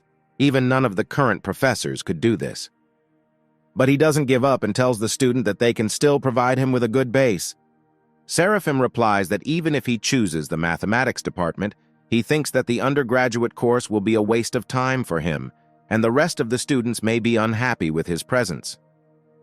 But still, the hero decided that he would study English, and if he suddenly had problems solving problems, he hoped that the mathematics teachers would be able to help him. Raj laughs and replies that let it be as Seraphim wants, because all roads will be open to him. Finally, they arrived at the right place. Getting out of the car, they saw a luxurious campus. The chairman announces to them that while the students are moving into the dormitory, he will register them. Liana and Taylor go to the women's dormitory. Mrs. Solis says goodbye to her boyfriend, offering to meet after that and have lunch together. The young man, of course, agrees. Seraphim cannot believe that the university life he has been waiting for so long has finally begun. Entering the dorm room number 400, the three heroes saw their new neighbors. He was noticed and greeted by a thin, friendly boy named Daniel Pham and a funny fat guy named Tyler Dench. And the last one to greet him was a handsome young man, saying that he was just in time because there was only one free place left. Seraphim introduces himself to them and shakes everyone's hands as a greeting. The last neighbor introduces himself to him as Philip Prince and says that they were just deciding who would be in charge of the room. Daniel immediately decided to speak out that he believes that the one who is older should be in charge. Tyler thinks it's too easy and maybe they should do it differently. He wants to suggest choosing a boss based on the number of points scored in the exam. Daniel didn't particularly like his proposal, so there was a nervous tension in the room. Tyler is simply sure that his neighbors couldn't do better than him, and he is the first to decide to say that he scored 707 points. Daniel laughed in his neighbor's face as his result was 708 points. Philip decides to interrupt his neighbors and report that he scored 716 points. The guys had already thought that this was the winner in front of them. The neighbors finally decide to find out how many points their last moving tenant has. Seraphim turned and casually said that he received 750 points in the entrance exams. But he immediately warns that he doesn't care who will be in charge. Tyler doesn't believe the young man's words and asks him to tell the truth about the points. But Seraphim again replies that he is not lying. If they do not believe, they can check it on the internet. The results are in the public domain. Daniel whispers to the other neighbors that what their neighbor is saying is simply impossible. All three guys crowded around the phone to verify the veracity of Seraphim's words, and to their surprise, they were convinced that the young man had told them the truth. They can't believe that a genius has been assigned to them. Tyler immediately decided to return to the concept of choosing a leader based on age. Suddenly, Seraphim received a notification on his phone. It was Liana. He saw her from the window and shouted for her to wait until he came down. The roommates also wanted to see who came to visit their genius. The boys, seeing Liana, immediately began to call her Cutie and assumed that she was probably the first beauty of the school. Tyler wanted to know what kind of relationship Seraphim and Liana were in. The main character proudly declares that this is his girlfriend, and he invites the guys if they want to go and have dinner with them. Philip also cannot believe that these young people are dating, so he decides to clarify this again. Hearing once again confirmation that Liana is his neighbor's girlfriend, Philip declares Seraphim to be in charge of their room. The rest of the guys also agree with this. They have already even announced that they are now a family and there should be no secrets between them. The main character experiences a feeling of awkwardness. He does not understand what secrets are being discussed. It turns out that his neighbors want to know his secret ways to pick up girls. Seraphim suggests that they first go down and have dinner together. Once outside, the guys see that Liana has brought with her several more attractive girls. Daniel immediately wants to apply all his vibes to attract the lady. But his attention is drawn to Tyler, who introduces himself with excitement. He blushes very much. Taylor didn't even really pay attention to them, and immediately turned to Seraphim with the question of when they would go eat. The young people were very upset that their efforts went unnoticed. Philip's heart did not care about Taylor at all. The object that interested him was a little behind, and he immediately decided to act. He greets the girl, introduces himself, and says that he came here from the capital. Liana, looking at this picture, decided to tell Seraphim that he seemed to have interesting neighbors. This makes the young man feel awkward, and he offers to quickly find them a place where they can have a bite to eat. As a result, they came to a cafe that served fairly hot snacks and soups. Seraphim immediately considered them perverts because of this, because they chose a place that served hot food. They probably wanted to look at the girls whose cheeks were flushed with heat and their breathing quickened. But Seraphim is distracted from these thoughts by Liana, who hands her beloved a piece of meat. At the table, Philip decides to tell them that their school year will begin with military training. He even heard that the instructors will be especially strict this year, so they need to be careful. The girls were immediately frightened by such news because they are afraid of military training. Their delicate skin will definitely tan in the sun. Philip explains that this is the reason they need to prepare for this. He and the boys have just saved a set of special training sessions that they will happily share with them. The girls are happy and decide to ask Liana whether to add them to the general chat. But the girl, to everyone's surprise, replies that this is not necessary. Seraphim supports her words and asks not to add him to this chat either. The guys want to immediately find out why, and the young man admits that he and the girl are not obliged to attend these classes. The others are shocked and cannot believe that these students are exempt from military training. Philip replies that he is from the capital, but he has not heard that at Anna's university, they give concessions to anyone, even to the children of influential parents. Seraphim replies that this may be so, but they lost to them because of high scores. The guys didn't even think that points could play such a big role. The girls remember hearing from the news about a student who scored the maximum score in an exam. But one of them still decides to clarify that perhaps they meant a score for one subject, and not for the entrance exams as a whole. But Seraphim's neighbors confirm that he received the highest score in all subjects, and they can even check this on the internet. And Philip at this time became sad, because he understands that now, no matter what the situation is, against the background of his neighbor, a genius, he will always look like a minor character. Already in the evening, the guys are talking in the room, and Daniel says that he cannot believe that there are so many beautiful girls in their class. Tyler asks Seraphim to let Liana introduce him better to the girl in their company today. Daniel pushes his friend away and asks Liana to help him and bring him together with the girl he likes. Seraphim decides to bring them back to reality, because they have known the girls for less than a day, as they generally imagine. Philip suggests creating a joint chat and just adding girls there. The main character is surprised, because it seems that they should have a class chat, and he thinks that they will deal with him tomorrow in class. Philip convinces him that this is not what they need. Their chat will only be them and the girls. Seraphim chuckles, because now he understands what they are driving at, and he decides to clarify all the details with Liana. Ultimately, a chat is created, and young people begin to correspond about everything, sharing their impressions of the first day. Philip even began to think that the girl he liked him. Seraphim is trying to fall asleep and simply assents to his friend so that everyone falls asleep faster. Even if the neighbors agree with the main thing in the room, they decide to correspond with the girls a little more. The next day, at the beginning of classes, all the eyes of the male part of the team were focused on Liana. The young men had already begun to argue about who would approach her first. At this time, Seraphim enters the class and, noticing the young man, the girl immediately greets him and calls him to her. This causes indignation among the guys. They don't understand why the hell this goddess is with some stranger. Tyler, hearing this, warns them, saying that this girl is already taken. The guys can't believe it. They're already crying and saying that now they won't be able to love again. Suddenly, Taylor walked into the classroom looking at ease.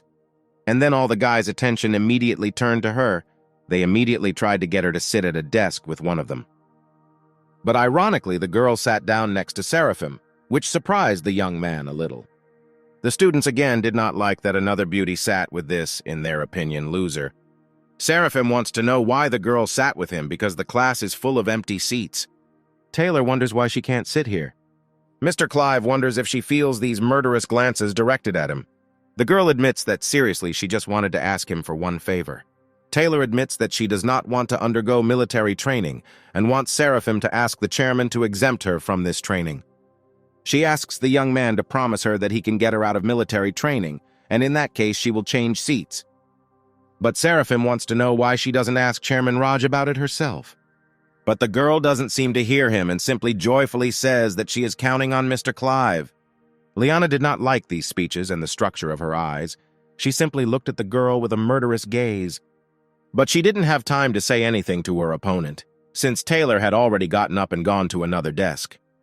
The guys in the class couldn't be happier, because they understand that they again have the opportunity to meet a beauty and even sit at the same desk with her.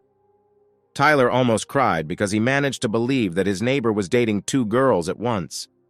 The teacher finally entered the classroom and greeted all the students. Now the attention of the male half of the class turned to the teacher.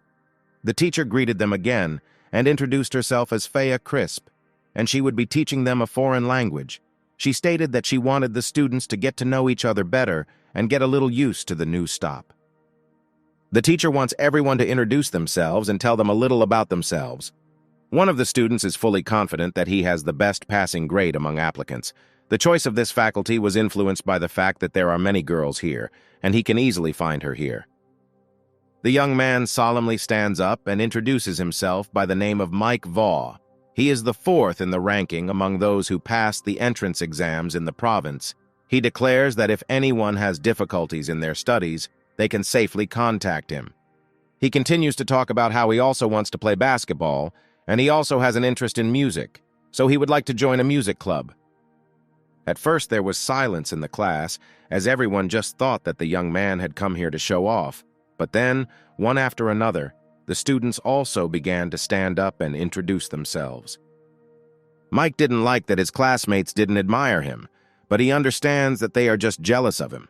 He doesn't care because he already found a goal that he wanted to conquer. It turned out to be Taylor. The girl stands up and greets the class, saying how pleased she is to meet everyone. Since the girl immediately sat down after this phrase, the teacher decided to continue for her, saying that Taylor had an impressive passing grade, thanks to which she took second place among the applicants. Her classmates liked this, because the girl turns out not to be arrogant or arrogant at all. Not like some who took only fourth place and immediately gave up their tails. Finally, it was Liana's turn. The girl also simply greeted everyone and sat down in her place. Here the teacher also had to intervene, saying that this girl had an excellent result. She took third place this year at the entrance exams. The young people were delighted again. They obviously like beautiful and modest girls. And now it's Seraphim's turn. He introduces himself and says that most likely he gave up all his luck for this moment. He even mentions his hobby, basketball, and generally says that he's glad to meet you. The teacher is already deciding, and does not miss the opportunity to say that Seraphim became the first among applicants in terms of admission scores. And he is also the one who received the highest score for the first time in the entire history of the exam. So she would like to nominate Seraphim for the post of head of their group. Mike could not restrain himself and began to freak out. He is furious because he does not understand why such a person did not go somewhere to the Faculty of Information Technology or Finance. At the same time, Chairman Raj was talking with his colleagues. They were just discussing a student who easily solved complex mathematical problems and at the same time chose the Department of Foreign Languages. After class, Liana and Seraphim decided to take a walk. The girl congratulated him on his post as headman. But the young man is afraid that this is not his because he has never had experience in such a matter. Liana laughs and infects him with her laughter. She says that there is nowhere to go, and the young man promises her to try. In fact, Seraphim wants to know what his girlfriend thinks about Taylor and what Liana would do in his place. Liana admits that at first Taylor seemed nice to her, but then she began to behave very strangely. The young man notices that his girlfriend clearly dislikes her and immediately offered to refuse their friend's help. But Mrs. Solis decides that since they are all from the same province, they should help each other. Seraphim accepts her offer and decides to go to the chairman. Liana throws herself into the guy's arms, talking about how kind he is to her. Noticing the teachers in the distance, Seraphim suddenly heard an interesting conversation. One of the teachers was heatedly arguing with others about the fact that the Wood conjecture is one of the 5 most difficult mathematical problems in the world. Raj objected. He understands that the teacher takes everything that concerns his subject seriously, and that is why this fact worries him so much, but it calls into question his professionalism. The professor simply doesn't understand why such a gifted boy didn't choose the mathematics department. Maybe he just doesn't want others to know about his abilities. The chairman states that he could not force the student to choose something he did not like. The teacher is already losing his temper and shouts that Raj may be conspiring with a genius, and he hopes that the chairman is fully aware of how this could affect the prestige of their university. Raj asks Mr. Carlos to watch his speech in the presence of Mr. Shelby, and as for Seraphim, the head replies that a student like him, on the contrary, only increases the authority of their university. The chairman notices Seraphim standing at a distance. The young man awkwardly greets them and says that he was looking for Raj to talk about combat training and asks for a moment of his attention. But the angry teacher asks not to distract them and immediately tell them why he came here. Seraphim admits that he wants one more person to be freed from these activities. Mr. Carlos does not hold back and again starts shouting and scolds the young man, since he had the conscience to ask for such favors. The chairman picks up the boy and asks him to come to him later. And only now did it dawn on Carlos that this was the very student they were arguing about. He snatches the young man from Raj's hands and, leading him along, menacingly declares that today he will find out what this mathematical genius is really capable of. The chairman was not pleased with this circumstance because Professor Carlos is known for his tenacity. Now he will not let Seraphim go down. Raj turns to Mr. Shelby, as they must make sure that everything goes well, but his colleague objects. If this boy is really as good as they say, then there is no need to be afraid of verification. In addition, Seraphim's scores in the entrance exams confirm this. He calls the chairman over, saying that he still has a lot of important things to do. Raj begins to worry a little. He mentally asks the young man to try not to anger Mr. Carlos even more. Meanwhile, the teacher has already come to the student's office. He asks Seraphim to sit in a chair and explain to him the Wood hypothesis. The main character does not understand what is wrong with this old man. Is it possible to be somehow more respectful with the student? Finally, the teacher handed him a piece of paper for the solution, and at that moment, Seraphim began to look at the more detailed room. He suggests that Carlos is most likely a famous scientist who devoted his entire life to science and work for the good of the country. Well, be that as it may, now Mr. Clive decides to show him everything he can do. After some time, the professor began to check the assignment and could not believe his eyes. A moment later, the chairman, who was walking along the corridor with Mr. Shelby, decided to knock on Carlos's office to check how things were going. Entering the office, they could not believe their eyes. The once formidable professor smiled sweetly and talked with Seraphim. They heard him offer the young man to become his student. It turns out that Carlos may not only be a cold iceberg. The professor decided to share the news with Jack Stills that he had a student with great promise. At such a young age, he was already able to solve 5 of the world's toughest problems, and Carlos considers himself very lucky to have agreed to learn from him. He even believes that such a wonderful student needs a careful approach. Jack didn't particularly like hearing from this old man only about Seraphim for half an hour.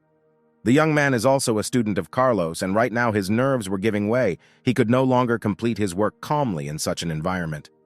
But he still decides to ask the professor whether it is possible to solve 5 complex problems so easily and quickly. The young man believes that it is worth making sure that their solution is correct, just in case. Carlos notes that Jack even made him doubt. Some of the evidence he gave actually showed him to be a little inaccurate. And perhaps he'd go down to the lab and use the main computer to check some data. Jack asks to volunteer to try it himself. Carlos, of course, agrees, because Miss Hazel works in the laboratory with whom his student is in love. He allows Jack to carry out calculations on his behalf. Only the young man must wait for the professor to write a letter, and he also asks him to keep everything said now between them. If there really are inaccuracies in Seraphim's argumentation, then this situation could have a bad impact on his reputation. He may be criticized in the future, so he must ensure that no problems arise. Jack doesn't stop getting angry. He doesn't understand why the professor keeps talking about Seraphim. The young man thinks whoever it is doesn't deserve any of his respect, and he won't let it get in his way. Walking into the computer lab, Jack greets Miss Hazel. Students who are there also note that Miss Hazel Grace is the most talented girl at Anna University. She is in her early 20s, and she is already very famous internationally. Only now they are wondering what kind of guy came, and everything is rubbing around her. Jack introduces himself to Miss Hazel and says that he is here on behalf of Professor Carlos. He wants to use the main computer. After looking at the papers, the girl was surprised to see information about the Wood hypothesis. Perhaps the professor managed to prove it, but after looking at the papers more closely, she realized that this theory was proven by Seraphim Clive. Jack didn't like that she mentioned his rival's name out loud. Hazel chuckles and replies that she didn't think that Professor Carlos, who had been avoiding email, claiming that figuring out how it worked was too much of a hassle, would ever decide to get serious about promoting his student. The student also laughs and replies that as far as he knows, there are still some doubts about Seraphim.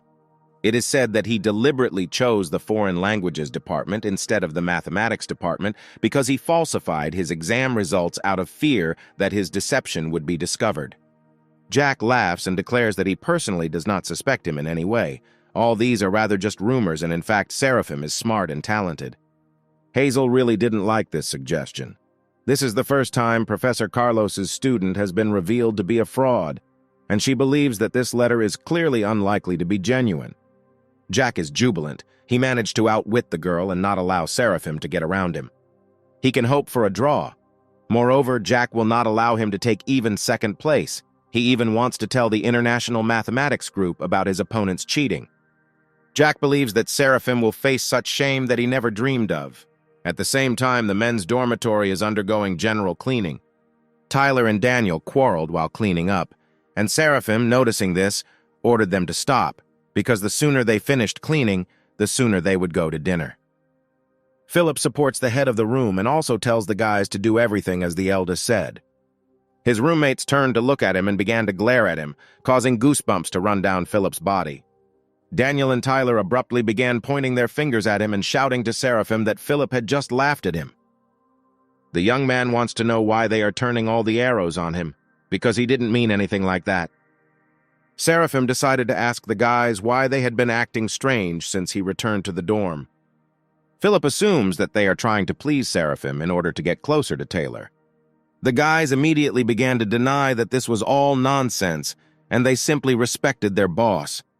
Philip notes that one way or another, there are those who are not happy that it was Mr. Clive who took the post of head of the group, and now they must be throwing mud at Seraphim behind his back. Mr. Prince is even interested in hearing what his neighbor thinks about this. But the main character doesn't care. He believes that let them think what they want. The guys are shocked that this does not upset the young man, because criminals can ruin his reputation. Seraphim believes that so be it. Their words mean nothing to him. He will just try to be a good headman, because isn't that the most important thing? Philip believes that this is probably how the thinking of a strong person works, and this is what the boss convinced him. Daniel and Tyler think their boss is cool, and I think that no evil thoughts will work against him. Unexpectedly, Seraphim received a message from Taylor, reminding her of her request to be excused from military training classes. Then Mr. Clive's nerves gave way. This girl seemed to be mocking him. At the same time, Hazel finished checking and asked the laboratory assistant to tell Professor Carlos that the verification calculations were completed. The young man decided to ask what kind of calculations they were. The girl admits that these are calculations that prove the Wood hypothesis, and they are correct. The laboratory assistant is shocked by what her colleague just said, because isn't the Wood hypothesis one of the most difficult problems in the world? Miss Grace became angry and said that if she were him, she would not keep the professor waiting. While the laboratory assistant took off running, she thought that whoever the guy who managed to solve this serious hypothesis was, she couldn't believe that with such talent, he didn't even try to apply for physics. But if what Jack said is true, then he acted dishonestly. He falsified the exam results. 6 hours later, Professor Carlos called Seraphim with him. He wants to show the student the most advanced computer in all of China, so that in the future he can use it to check his calculations. But this is only one of the reasons why they are here. The second is that he wants to introduce him to one of the young geniuses of their university. Entering the office, they are already greeted by the joyful Miss Hazel. Seeing the young man next to Carlos, she asked who it was. Seraphim introduced himself to her and said that he had heard a lot about how the professor described the brilliant mind of Miss Grace. But Hazel's reaction was only cold. She said that he had not yet had time to act, but was already trying to gain everyone's trust.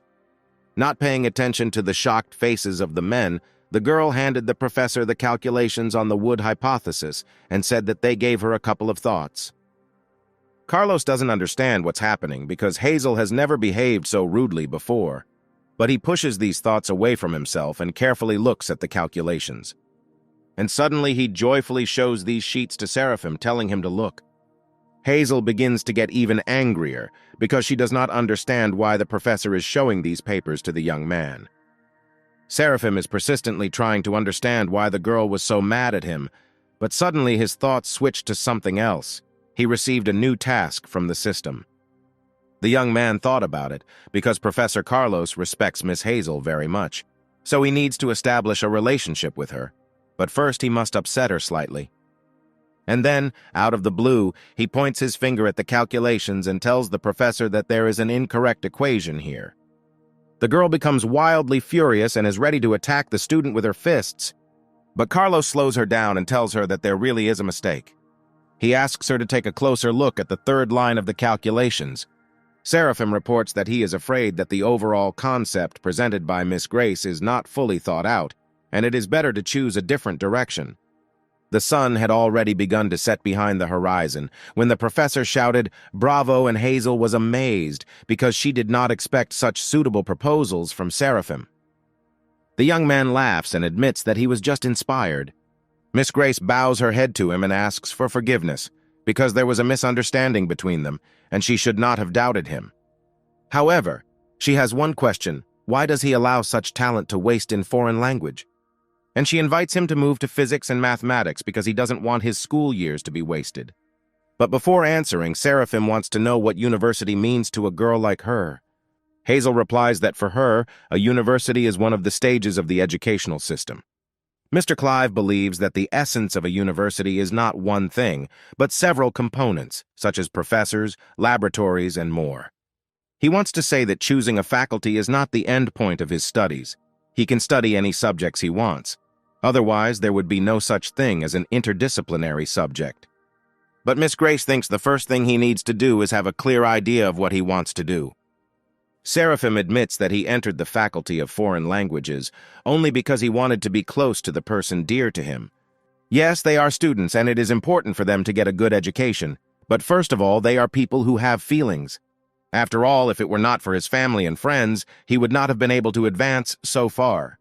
It was thanks to Liana that he began to work hard and achieved what he has in terms of education. Carlos also decided to reassure Hazel, saying that of course he could not say that he agreed with all of Seraphim's words, but he reminded him of what he himself had long wanted to tell her. After all, for the last 6 months she has almost been living in the laboratory, and she has not been home or called her parents for a long time. Sometimes too much mental stress can be detrimental to your thought flow. Taking breaks will help your mind become more flexible. The girl noticeably cheered up and stated that she never thought that Seraphim could teach her anything. Sitting in his dorm room, the young man receives a notification from the system stating that he has completed his mission, and now he is wondering what reward awaits him this time. His reward was called Fiery Eyes. Seraphim became very curious about what this skill meant. At the same time, Jack was walking around the laboratory, and he heard out of the corner of his ear how the students were discussing that one of the new students had proven a complex hypothesis. He was tense at this news, but all his thoughts disappeared when he saw Miss Grace on his way. He immediately noted that he did not often see her outside the laboratory. The girl admits that she decided to follow the advice of Professor Carlos and Seraphim to see how rest would affect the flexibility of the mind. The young man does not understand what happened and why Miss Grace is behaving so strangely. He decides to find out if she has already met Seraphim Clive because he warned her that he cannot be trusted. Jack is afraid that he cheated into entering the university, and who knows what else he might do. Hazel's face changed sharply and asked Jack not to talk about Seraphim like that because he turned out to be a great boy. She apologizes and says that she wants to continue the walk. Seeing how the object of his desires leaves, Jack begins to get angry. He wanted to be gentle with Seraphim, after all. They study at the same university, but now he left him no choice. At the same time, Mr. Clive decided to try out his new ability and placed 2 cards face down on the table in front of him. To his surprise, looking at them, he was able to see what kind of card it was, its value and suit. It turns out Fiery Eyes. This is X-ray vision. He asks his roommate to help him and tells him to sit next to him. Seraphim wants Tyler to turn his back on him and shuffle the cards. Tyler doesn't understand what they want from him and wonders if his neighbor is perfecting some kind of magic trick. But he still does everything as he was told and shows Seraphim the cards. Having looked closely, the young man gives the answer that the 2 of diamonds is on the left and the 3 of crosses is on the right. Tyler thinks it's incredible and wants to know how his neighbor did it. The young man is trying to understand whether Seraphim simply made notes on the maps. The main character already realizes that this ability can be a good help to him. In the midst of learning about his new ability, he receives a call from Professor Carlos. Having picked up the phone, a cry came from there, which said that Seraphim should come to the professor as soon as possible, because he had urgent business with him. Some anonymous person accused him of academic fraud, and now an international delegation is coming to them to clarify the circumstances. Carlos warns that the members of this delegation are very serious. They do not care whether he was able to prove the wood hypothesis or not. For some reason, they are sure that Seraphim passed off other people's notes as his own. Jack started all this, as it is not difficult to understand. He wants the young man to disgrace himself tomorrow in front of all members of the Mathematical Society of China. Scientists around the world can be divided into 4 classes. First-class scientists are those whose achievements are limited to mastering a certain set of knowledge. The most they can achieve is to obtain a few patents for inventions, but there are those who believe that such people do not deserve an academic degree. Second-class scientists make revolutionary discoveries and try to find explanations for ambiguous phenomena. Their scientific articles are published in prestigious journals. Third-class scientists are one step away from reaching the frontier of human knowledge. Their skills are enough to organize a whole set of theories and ideas, which can then be passed on to the younger generation. Fourth-class scientists are able to introduce to humanity a new field that goes far beyond the limits of knowledge, which is necessarily recognized by all other scientists on Earth. Today, there are no more than 100 fourth-class scientists in total. Finally, the international delegation arrived in the main conference room. Mr. Shelby whispers to Miss Hazel that someone reported that China proved the wood hypothesis. The girl is indignant because they did it on purpose. And besides, the person who sent the anonymous statement is one of the few trusted persons with whom they shared the secret. She realizes that not many people knew about the proof of the hypothesis, and she seems to have an idea who it could be. The delegation is talking to each other. One of the members is called Tom. He is a second-class scientist from the Kingdom of Starbast. A third-grade scholar named Mott from the Sakura Kingdom talks to him. Mott begins to say that he himself recently completed his latest developments regarding one hypothesis. One of the professors screamed when she heard this. She wanted to find out whether Motu had managed to prove the second most complex hypothesis of the world. The scientist, laughing, hands out sheets of paper with his findings for everyone to look at. Tom finds his colleague's progress encouraging and says he thinks it will take him a week to complete the hypothesis.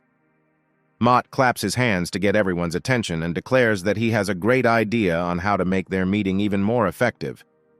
As everyone present looks at that boy named Seraphim Clive, look at his notes and try to carry them to their logical conclusion within 2 hours.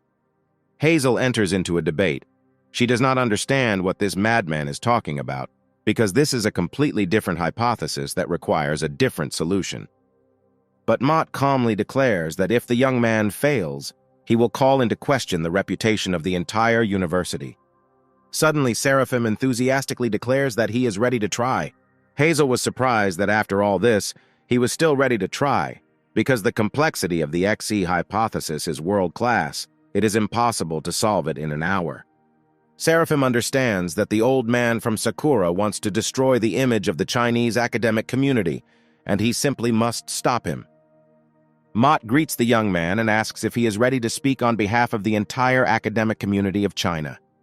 Professor Carlos is a fourth-class scientist, and he shouts to his ward to do everything for the honor of their country. The young man looks at the sheets of paper and uses his skill called brainstorming. Meanwhile, Mott decides to ask Miss Grace if she would like to transfer to Sakura University with them. After all, less than 2 hours are left before the reputation of Anna University is destroyed, their status will be questioned, and it will be difficult to find a new job abroad. Hazel was about to say a few kind words to this scientist, but Seraphim restrained her. He reports that they have nothing to worry about. They will not cause them problems, because the young man has already found a solution to the XE conjecture. Teachers are perplexed, because only a few minutes have passed, during which time the student usually does not even have time to solve the algebra problem. Seraphim cheerfully declares that nevertheless, it only took him about a couple of minutes to figure out this clumsy decision. None of the delegation can believe his words. All this is starting to anger them. Throwing the papers on the table, Seraphim declares that he has an idea on how to simplify the proof of this hypothesis. He decided to deviate from the method presented by Mr. Mott. He asks everyone present to pay attention to the board. Mott cannot tolerate such impudence. Slamming his palm on the table, he says that he will look at the shame of this young man.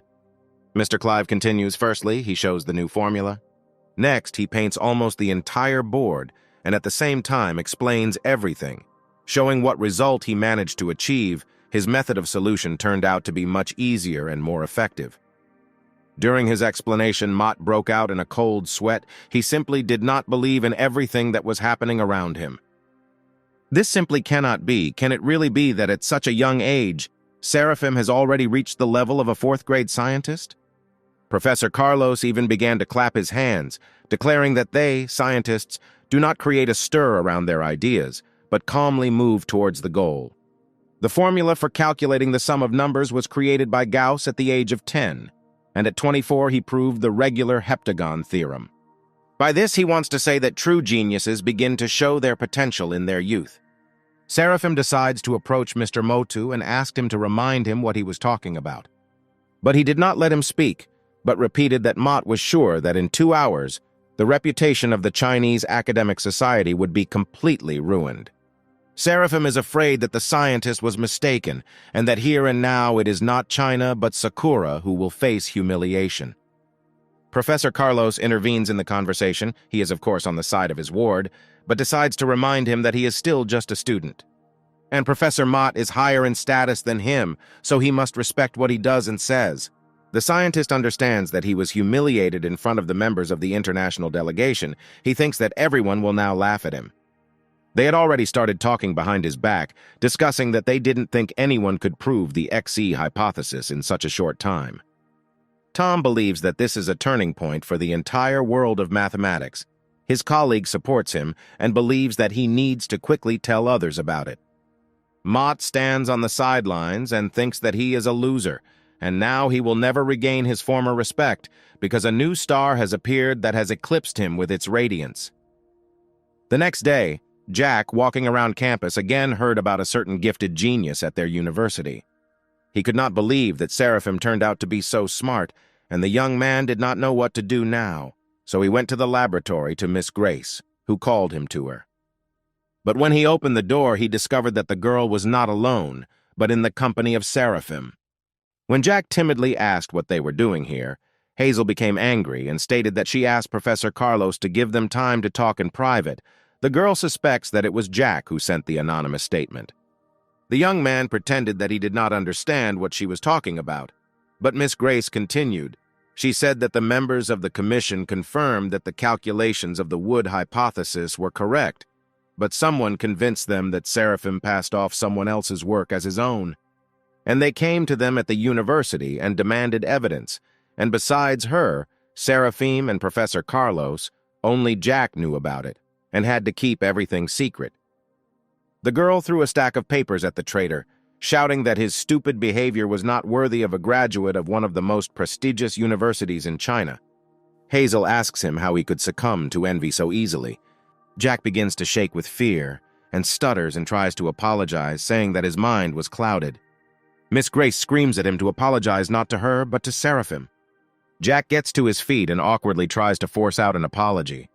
Seraphim laughs because he thought that Hazel called him here on some important issue, but this turned out to be such a trifle. This seriously angered Jack. He asked the young man whether he cared that his life could go downhill. Seraphim leans towards him and says that they have been working all their lives for a bright future, and this incident became for him an unusual obstacle on the way to it, which he overcame and is ready to move on. Already in the dormitory room, Tyler, having heard this story, was surprised. Who would have thought that Mr. Clive would be set up by a senior student? If he were in his place, he would not be able to forgive him so easily. And Daniel grabbed Seraphim and called him cool, because he heard how he put that old man from Sakura in his place. Tyler declares that from now on, their boss is a university celebrity, which means that in order to get a girl together, all he has to do is say that he lives in the same room with Seraphim. But the main character doesn't like the speech, so he decides to ask if they plan to drive him crazy. Daniel calms him down and explains that he is only saying this because he really thinks so. Seraphim offers to forget all this, and he will treat them to dinner if only they all leave him behind because he just received the prize money. Seeing a silent question in the eyes of his neighbors, he explains that this money came to him for proving the wood hypothesis, and this is an amount in the form of a family or 8 noble sum. His neighbors, having heard about this, could not get enough of how lucky they were with their roommate. Seraphim decided to find out where another of their comrades, Philip, had gone. Daniel heard that he went to play basketball because today is a tryout game with the team from Taekock University. Seraphim admits that he didn't even know that Philip had already been accepted into the team. Tyler reports that this also came as a surprise to them. It turns out that he is not only smart, but also good at sports. Besides, he's also a great guy from a rich family, but Tyler still thinks that their boss is still 100 times cooler. Seraphim decides that it's better for them to go and watch the game, because whether it's a trial or not, the competitive spirit has not been canceled. A fight had already broken out on the basketball court. Philip blocked the opponent's ball and, having taken it away, moved towards the opponent's hoop. His efforts were not in vain. On the first try, he scores into the hoop. Seeing how their comrade carried out the attack brilliantly, Tyler decided to shout out words of encouragement to him. One of the cheerleaders heard this and turned around angrily and asked the guys what they forgot here, because Anna University students were sitting on the other side. The young people smile awkwardly and ask her for forgiveness for their mistake. Suddenly, the fans, taking a closer look at the young man's face, recognized him as Seraphim, the genius about whom everyone was talking, and this melted their hearts. They admit to the main character that they are his big fans. This delight was noticed not only by Seraphim, but also by the Anna University basketball team. The guys reacted sharply negatively to the fact that they weren't getting all the attention. But the game continues. The enemy tries to get around Philip, who blocks him. Suddenly, he hits the young man right in the solar plexus. Seraphim noticed this and began shouting that the enemy did this on purpose. A student from Taekock University states that without physical confrontation, there is nothing to do in basketball, or he can go on the court himself and show how it should be done. Seraphim approached Philip to lift him up, and one of the players was already shouting that the young man was not part of the reserve team, and this was against the rules. The bully believes that they don't have to follow the rules. This is a test game, and if Seraphim is not satisfied with something, then let him show it how it should be. Philip tries to tell his friend not to pay attention to this. But Seraphim decides that if they want to see wild basketball, then they will get it. He will show them real sportsmanship. The rivals are only happy with this outcome. They do not believe that the mathematical genius will be able to defeat them. Seraphim takes off his jacket and declares that he will score 100 points for his opponents. Opponents simply laugh at him, not understanding what 100 points he is talking about. But the player did not have time to come to his senses when the ball was already in Seraphim's hands. The team captain yells at the other players to stop the new guy. But Seraphim already knew that nothing would work out for his opponents. He literally, like an eagle, soared into the air above them to throw the ball. The entire Anna University rejoiced when the ball hit the basket, comrades shouting wishes to their boss. But the opposing team is not ready to give up. They must concentrate. But they were unsuccessful again. The ball seemed to be magnetic to Seraphim's hand and then hit the target. The current score is Taekock University 34 points and Anna University 39 points. The opposing captain is again trying to get everyone to play more aggressively and wants them to at least just block the young man. But Seraphim quickly noticed and analyzed their new type of attacks. He simply distracted the opponent and, without moving, threw the ball into the basket. The player admits to the captain that since the young man is too evasive, they cannot effectively block him. The enemy gets furious. He takes the ball himself and orders everyone to attack together because they need to score no matter what. But it was not to be. Seraphim knocked the ball out of his hand and, jumping up, immediately scored another point. The opponents no longer even understand what kind of ball it was. The captain orders from now on to simply avoid this scumbag. But they couldn't just bypass and score because Seraphim is not the only great player on the team. The Taekock University team again failed to carry out its powerful attack because Seraphim can hold off 3 of their players at once, and that leaves 2 against 4. The captain again makes a speech about how they have no right to lose and need to move into battle. But after a few more halves, they are already lying on the court exhausted. The score by this time was already 57 points for Taekock University and 159 points for Anna University. Finally, the referee announces the score and says that the match is over. Seraphim's comrades rejoice. Mr. Clive, despite all the honors, decided to approach the opposing captain and say again that he knows that he deliberately pushed Philip. Now he will have to remember that karma works 7 days a week. After the game, one of the Taekock University fans gently pulled Seraphim back. The young man thought that she wanted to stand up for her captain, but in fact she wanted to ask the young man for an autograph. Other fans hurried after her with open notebooks at the ready. They even managed to quarrel over who should get an autograph first. Then another fan materialized behind him, which made him feel even creepy. Having noticed the girl out of turn, a fight immediately broke out between the fans. Seeing the turn the matter is taking, Seraphim decides to get out of there as quickly as possible. Gradually, the fame of the young genius spread faster and faster throughout Anna University, and all the locals were already trying to find his accounts on social networks. Seraphim woke up in the dormitory in the morning, woken up on his phone and discovered that there was an unimaginable number of subscribers on his page. Suddenly, a fairy appeared in the room and congratulated him on what he had achieved, noting his 20 million fans, and that the hidden task called the famous person had been completed. The creature noted that they had not seen each other for a long time, and she was glad to see the owner. The fairy did not expect that Seraphim would be able to complete the next task so easily. It seems she underestimated him. Thanks to this task, the young man comes to the conclusion that his fans can also carry out the tasks. From this, it turns out that there are missions, the success of which depends on the level of popularity. The system never ceases to amaze him. The fairy confirms this, because communication skills also need to be learned. Like everything else, this experience is undoubtedly important in the life of every person. Seraphim already regretted asking her about this, but he wants to further find out what reward he will receive for successfully completing the mission. The fairy appeared here to give him his reward. The creature was angry that Seraphim did not consider that this task had a teaching function.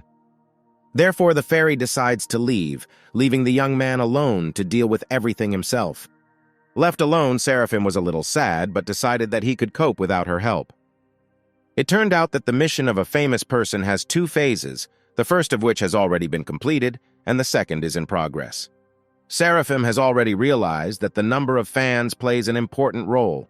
He still cannot believe that they can really complete tasks.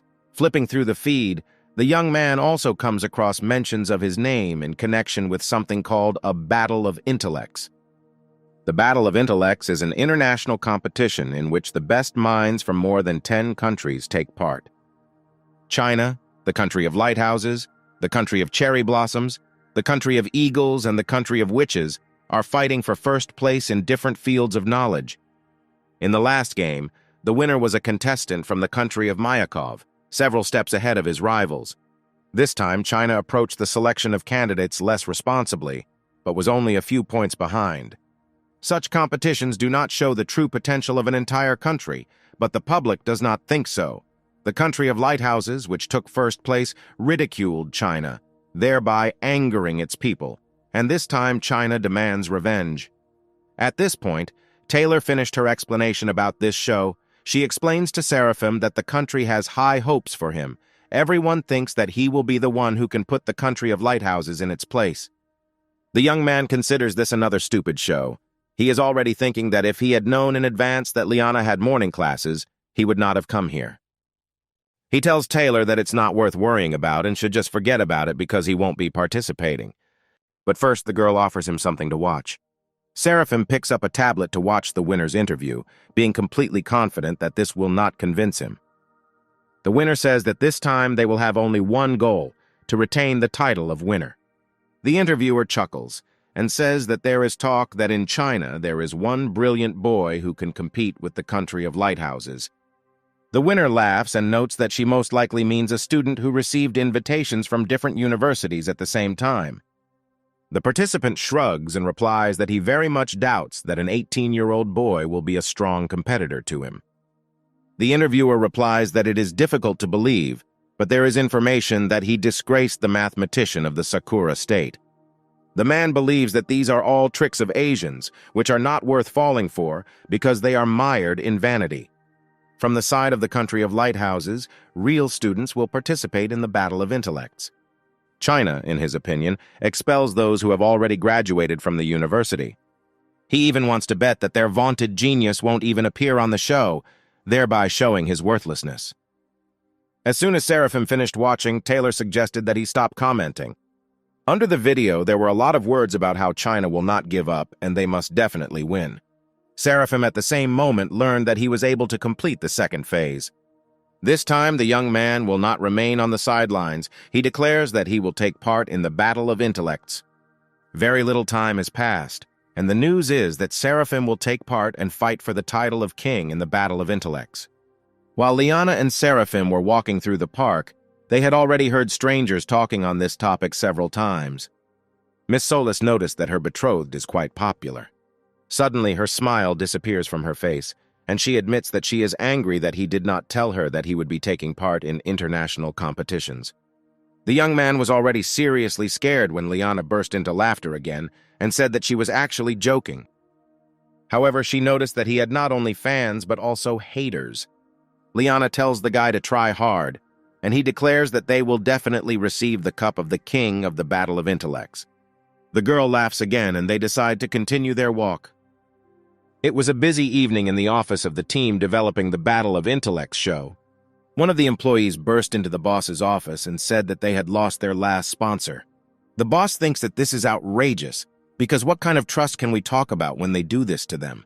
The assistant wants to know what they should do now, since they have already spent too much money from the company's budget on television and radio broadcasting. The boss remembers a meeting a couple of weeks ago about investing funds and discussing where they would be spent. This becomes another headache for the boss. They have little time. He is not sure that they will be able to find a new sponsor. In addition, the loss in the Battle of Intellects led to attacks from haters from other countries. He is afraid that few will want to join the team this time.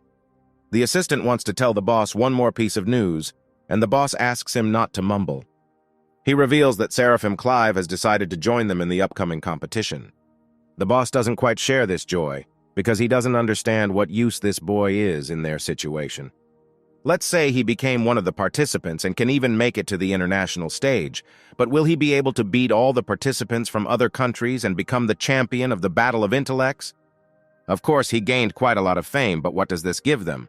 Their goal now is to increase ratings. The boss notes that this Seraphim is very famous, but what if he fails at the national stage? The head believes that now they need to worry more about how to move into the top programs and find sponsors, and it seems that they should reconsider the questions for casting. At the dorm, the roommates were already lined up to see Seraphim so that he could tell him how some example was solved. Tyler noticed that Daniel, as usual, distracts their boss from reading, but the young man explains this by saying that he just wants their friend to practice explaining tasks and feel confident on the show. Seraphim interrupts them. He told them that those responsible for developing the program called him and told him that he did not need to go through the casting and that he would automatically get into the first round.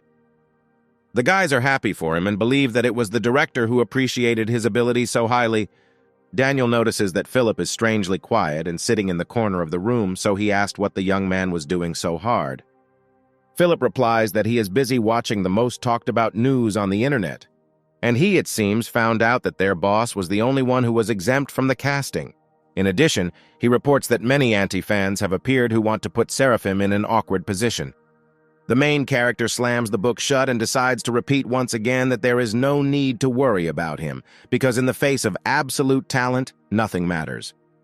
3 days later, the debate of the king of the Battle of Intellects, the qualifying round, takes place.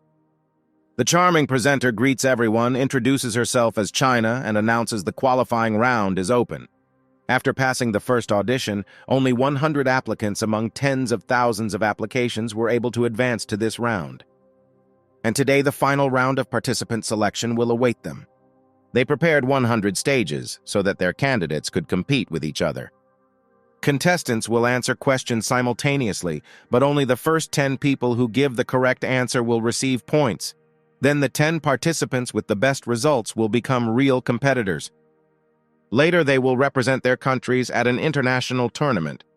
China once again asks to welcome today's candidates, and everyone begins to applaud until the confetti stops flying from above. The tournament began, and the first question appears on the scoreboard. Tyler and Philip no longer understood anything. The picture was more like some kind of mosaic. Suddenly, Tyler noticed that many players were looking at the screen with their heads tilted strangely. Philip recalls hearing about a similar technique called 3-eye. With its help, you can superimpose several pictures on top of each other, and the different elements will immediately be highlighted. He realized that they were studying the screen from top to bottom vertically and left to right horizontally, most likely combining several photographs into one large one, and then comparing them to quickly find differences. Tyler chuckles. Now it's clear, after all, only the first 10 people will be able to get points. And at that second, the comrade was seized with panic. What if Seraphim did not know how to use the 3-eye technique? An assistant ran into the technical room with the news. He brought the boss the hottest internet news. The headlines already said that the country's main genius, Seraphim Clive, could not even pass the qualifying round. The boss is pleased because he sees that many people are interested in this.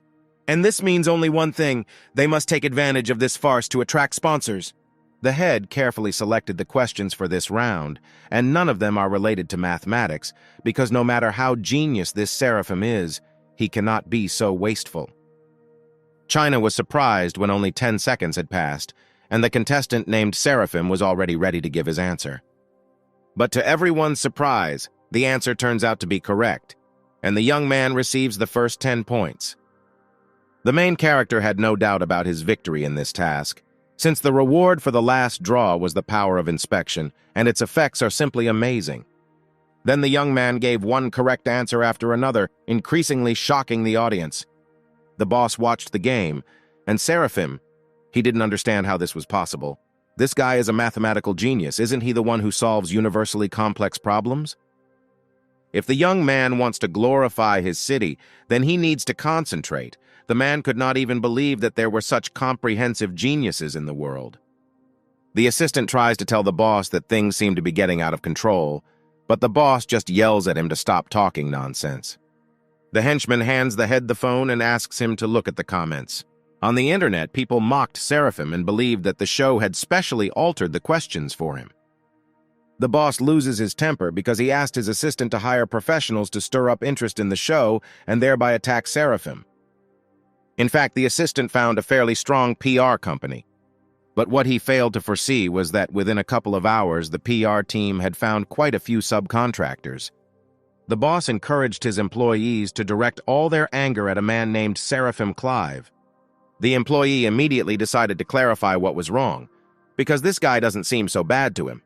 But the head reminds him that the same employee worked as an anti-fan for 2 years, and he should already know what he's doing. As a result, a misunderstanding occurred, which led to mockery of the program team and insults to Seraphim. His comrades continue to admire their neighbor because he has already scored 104 points. Philip notices and wants to know if his friends think the second candidate looks familiar. Now in second place is a student named Dave Romer. His results are also very good. Philip recalls that last year he took 3rd place in the debate tournament, and in terms of knowledge he can easily compare with the winner.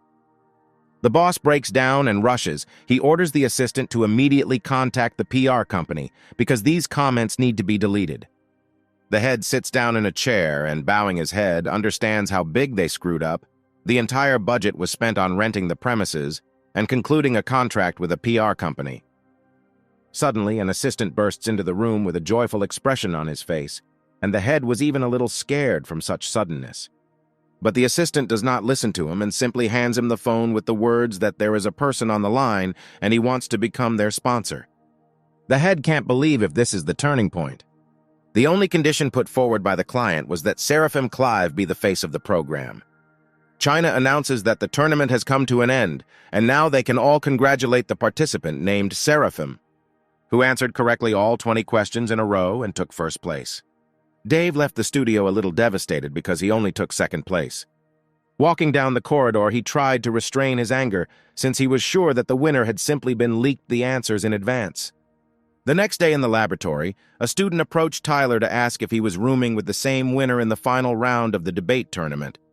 Another classmate overheard this conversation and decided to say that he had heard that the answers were leaked online. Liana overhears. Their classmates are trying to find out what is the secret of Seraphim's success. Suddenly, Mike Vosel sits down next to the girl and greets her. Daniel noticed that their boss's girlfriend was having problems and decided to go up and say that the place next to Liana was already taken. Mike decides to ask if there is someone's name written on this place.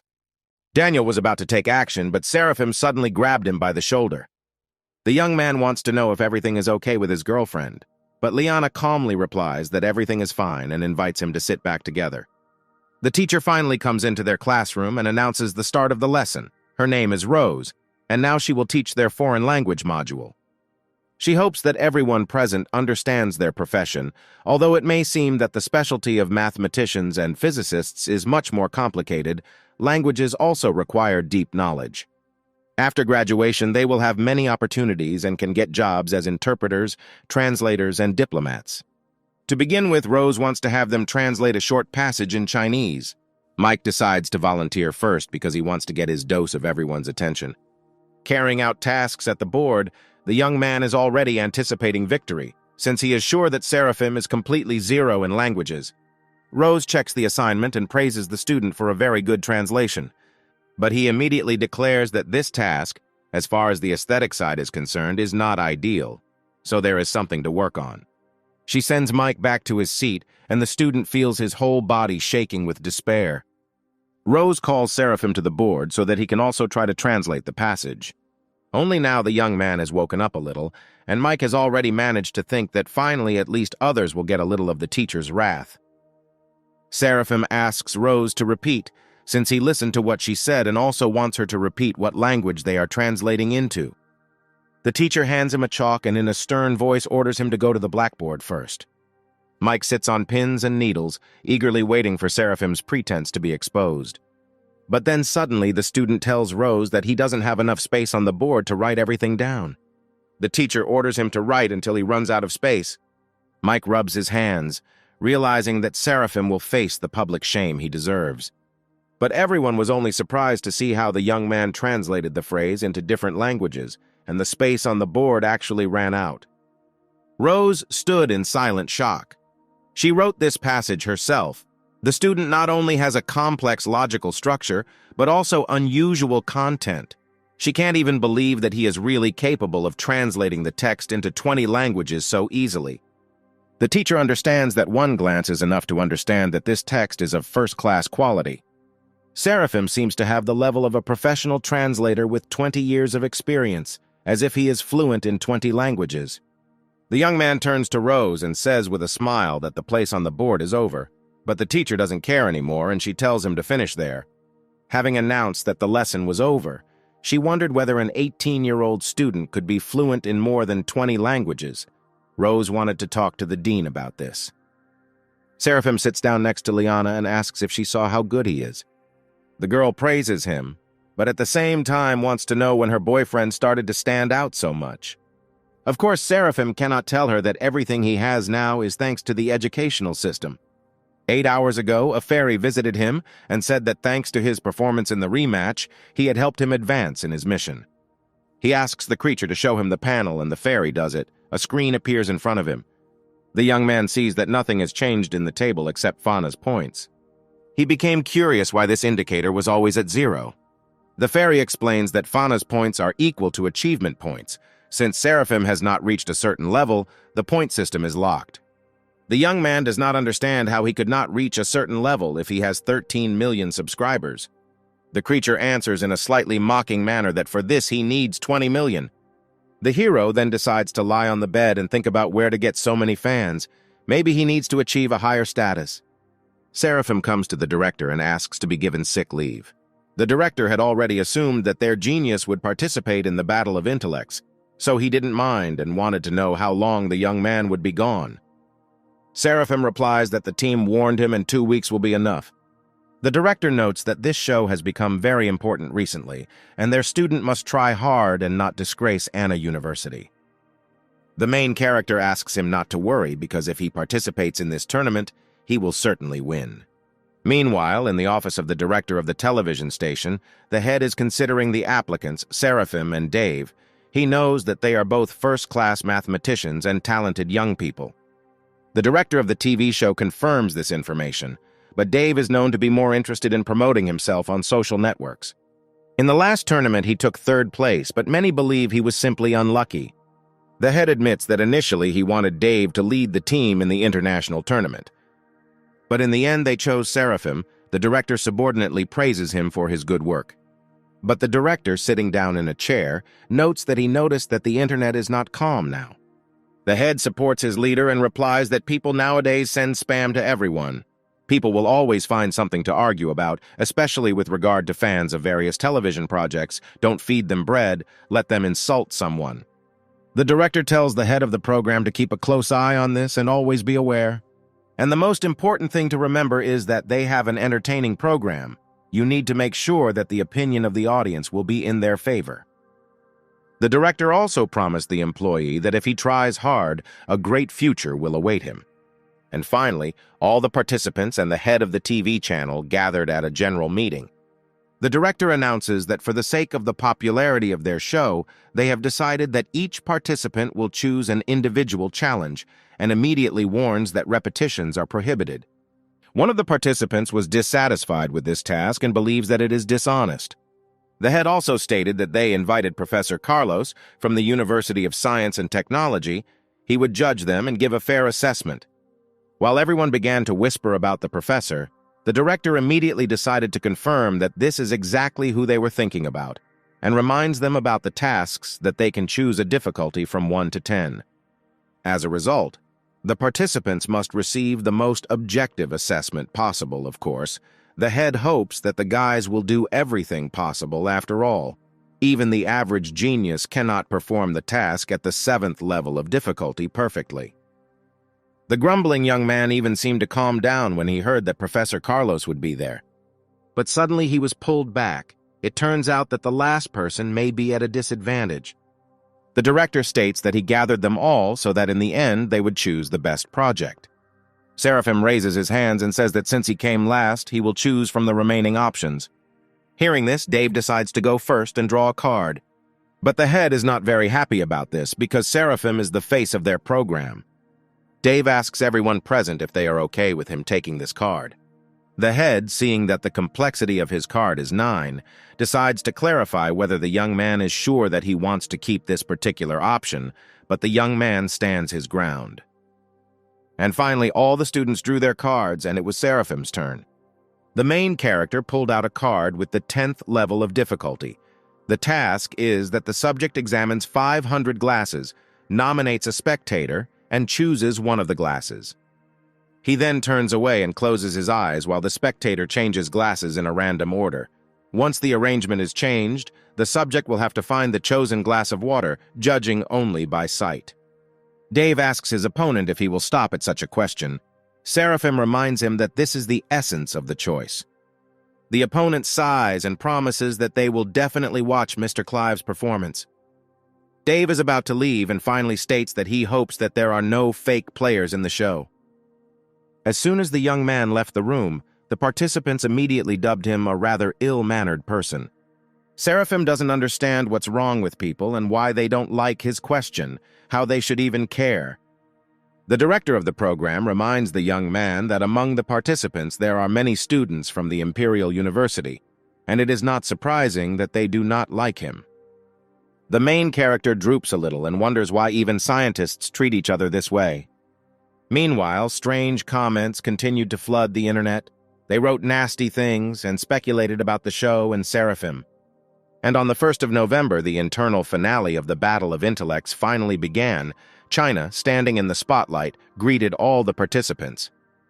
Opening the national finals, she stated that they were honored to welcome Professor Sid, who would be judging the participants' performances. Sid is the youngest expert in the field of neuroresearch, and his works have been recognized by the scientific community not only at home, but throughout the world. The professor promises that science is the only criterion by which he will judge.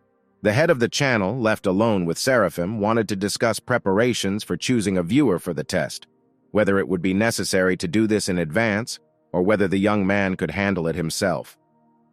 The young man does not understand why this is necessary, and the director begins to explain to him that he needs a trusted person, since he was not seriously planning to carry out this task alone. Seeing Seraphim laughing and sighing a little, the head can't believe that he really wants to do this alone. Mr. Clive states that if they want to rig the competition, he will simply leave. Now, looking at the live broadcast of the program, its director prayed that the young man would not let him down.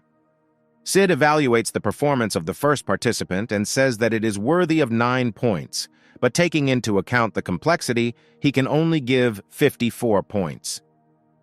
China says that this result is not enough to make it into the top 5, but the contestant still deserves praise for his remarkable performance.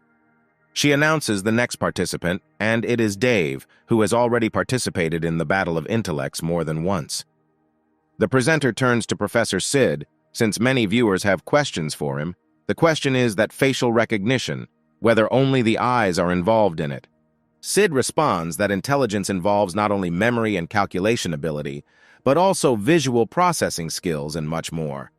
Some people are able to recognize spatial distances faster than others. Other people can recognize the pitch of sounds faster, for example. The professor explains that these are all different types of mental abilities. As the competition progressed, Dave finally found the right face. Sid notes that taking into account the complexity, the young man's performance can be called ideal. For such a short execution time, he can give him 10 points. China announces that if the points are multiplied, Dave's current highest score is 95. The presenter announces the next contender. He turns out to be the winner of the qualifying round named Seraphim Clive. She is surprised by the complexity of his task. Sid replies that before he begins, he wants to express his surprise that someone chose this question, which he did not expect. This question was intended as a model for other tasks to establish the difficulty. China replies that first they need to choose a spectator who will help with the task. Finally, one of the spectators was chosen. He quickly walked onto the stage and stood next to Seraphim. At the second studio, while others are watching what is happening, the participant asks Dave why he proposed a viewer. Did he really want to put on a show with Seraphim in the title role? The young man replies that he has nothing to do with this. He just doesn't want anyone to rig the results. Backstage, he checked all the props to make sure they were in order too. Dave suggests that even if this Seraphim has aces up his sleeve, the only way to see the difference in glasses is by resorting to cheating. Unless the spectator is a figurehead, only shame awaits him. One of the participants also suspects that this task cannot be completed without cheating, but Dave believes that it is unknown how this fool Seraphim entered Anna University in the first place. The viewer looks carefully at the glasses and realizes that there seem to be no markings on them. Finally, he selects 2 glasses and points them to Seraphim. After examining the glasses a bit, China asks him if they can move on to the next part of the challenge. A sleep mask is put on the young man so that he definitely cannot see anything. The presenter wants to know what the professor thinks about Seraphim's chances of success. Sid does not risk assuming the likelihood of success, but he believes that this test has reached the limit of human capabilities. But since he is asked so, he thinks that the young man's chance of guessing is close to 1%.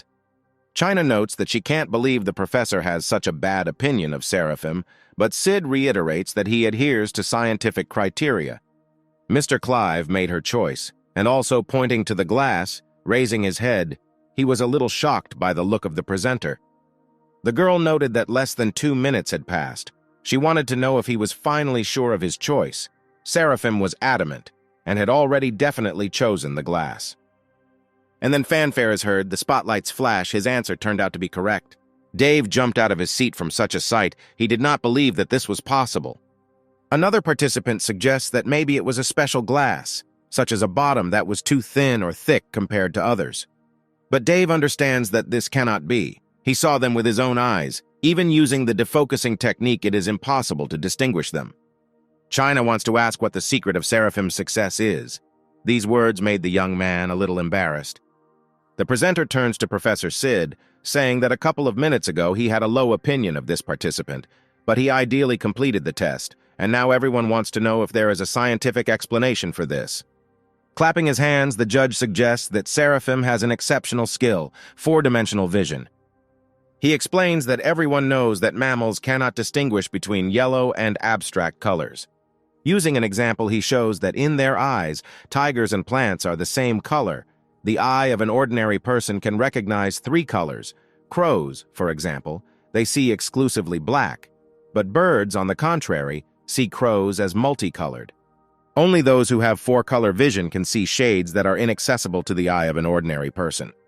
Scientific research has long proven that water reflects ultraviolet rays, and if human vision can discern these rays, the water will have a certain color.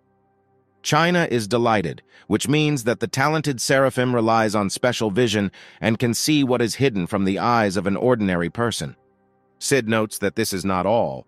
The water is constantly in motion. After the order of the glasses was changed, the surface of the water also underwent changes. To complete this test, you need not only exceptional vision, but also high skills and graphic thinking. This is the only way to find the similarity of water patterns that have changed. Sid could not even imagine that this task could be completed to perfection. He reads that this is perhaps worthy of the title of winner of the Battle of Intellects tournament. The professor believes that the young man can rightfully be called the King of Intellect. At the same time, a foreign tournament of the Battle of Intellects was held.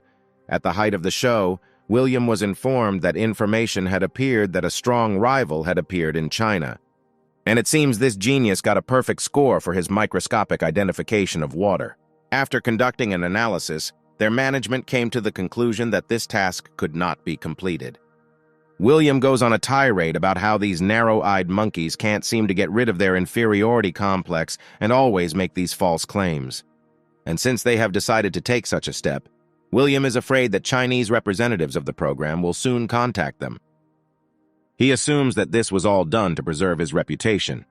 William decides that he will need to rip off as much money as possible from them and win the tournament. The assistant is wary that competitors might reveal something secret about them and start pursuing them, but William is not worried. But he is not worried because even if they dare to dig deeper and even use the money, this could be their own end. Moreover, if he loses to this amateur, the Chinese version of the program will cease to exist forever. William believes that this is the way of the world. Being weak is the worst sin. Only the strongest can survive. Coming out of the building, Seraphim didn't even really have time to understand anything when he was grabbed by the hand and dragged along. Only after a couple more seconds did the young man realize that he was being resolutely pulled along by Miss Hazel. Suddenly she stops and, turning her flushed face to him, asks if he is free because she has one request for him. Seraphim does not yet understand what she specifically wants from him. Miss Grace blushes even more and admits that this is a personal matter and she needs his help. The young man laughs and asks her to tell him everything. They are not strangers. Hazel gathers her strength and admits that her parents insisted that she go on a blind date. And she wants Seraphim to pretend to be her boyfriend. This request shocked the hero. Mr. Clive tries to delicately say that he has a girlfriend. And why doesn't Hazel turn to someone else? She admits that she has had no friends since childhood, and Seraphim is the only one with whom she communicates closely. Seeing that the young man does not want to participate in this adventure, she decides to resort to blackmail and declares that if he does not help her, he can forget about her. Seraphim asks not to scare him anymore, and he still agrees to help her. The girl happily grabs his hands and continues to drag him along in an unknown direction. She decides to tell him that they are going shopping, because the young man did not think that he would go on a date in such an outfit. Seraphim objects and says that it seems to him that there is nothing wrong with these clothes. Hazel explains that his outfit is suitable for everyday wear, but is not suitable for such a special occasion, so they need to buy him a formal suit. The young man was a little taken aback. The last time he wore a suit was when he was a child. He has no choice but to obey his fake girlfriend. And now he enters the restaurant dressed in a brand new suit. Seeing the decoration of the establishment where they came, Seraphim understands that this is a good place. Hazel admits that she doesn't know what her parents were thinking, but they introduced her to a 30-year-old man. She doesn't understand. Her relatives apparently believe that she is not able to find a husband for herself, but this should be a man who matches her, and is no less talented. They are finally greeted by a waitress who wants to know if they have reserved a table. Seraphim replies that they will send Terry here to meet with Lucius. Finally, the girl leads them to the desired table, where a man was already waiting for them. Lucius gets up from the table to greet Hazel, but immediately notices that another companion is with her. The girl cuddles up to her boyfriend and also greets Mr. Terry, introducing Seraphim as her boyfriend. She admits that she came here only to talk. Lucius invites them to the table to talk calmly. Hazel, meanwhile, asks Seraphim to bring another table, which was not originally designed for 3 people. The young man sits down at the table and notices the man's incredulous look. He probably doesn't believe that the young people are close. Lucius admits that he has no idea what Seraphim is doing. The hero immediately replied that he is a student from Anna University. The young man goes on the offensive, saying that he has a rich family, and declaring that he is prettier than Lucius, although they, of course, cannot compare in age. Seraphim wants to know how old his competitor turned this year. He assumes that he is 40. Mr. Terry chuckles in response and notes that the young man is also quite eloquent. Nervously hitting the table, he wants to know how Seraphim's family earns money. The hero doesn't understand why his family is being discussed here, or whether Lucius is so old that he still checks other people's accounts, or maybe he has some problems with his own. The man decides to ignore this and move on to the fact that he heard that Miss Grace does not have a man. Seraphim laughs. He calls Lucius a fool because the young man immediately said his reason for being here. He presses Hazel closer to him and declares that this is his woman, with whom he fell in love at first sight. Sooner or later their parents will find out about this, so he advises Lucius to stop courting Miss Grace. This infuriates the man. He gets up from the table, shouting that he will deal with Seraphim, if not now, later.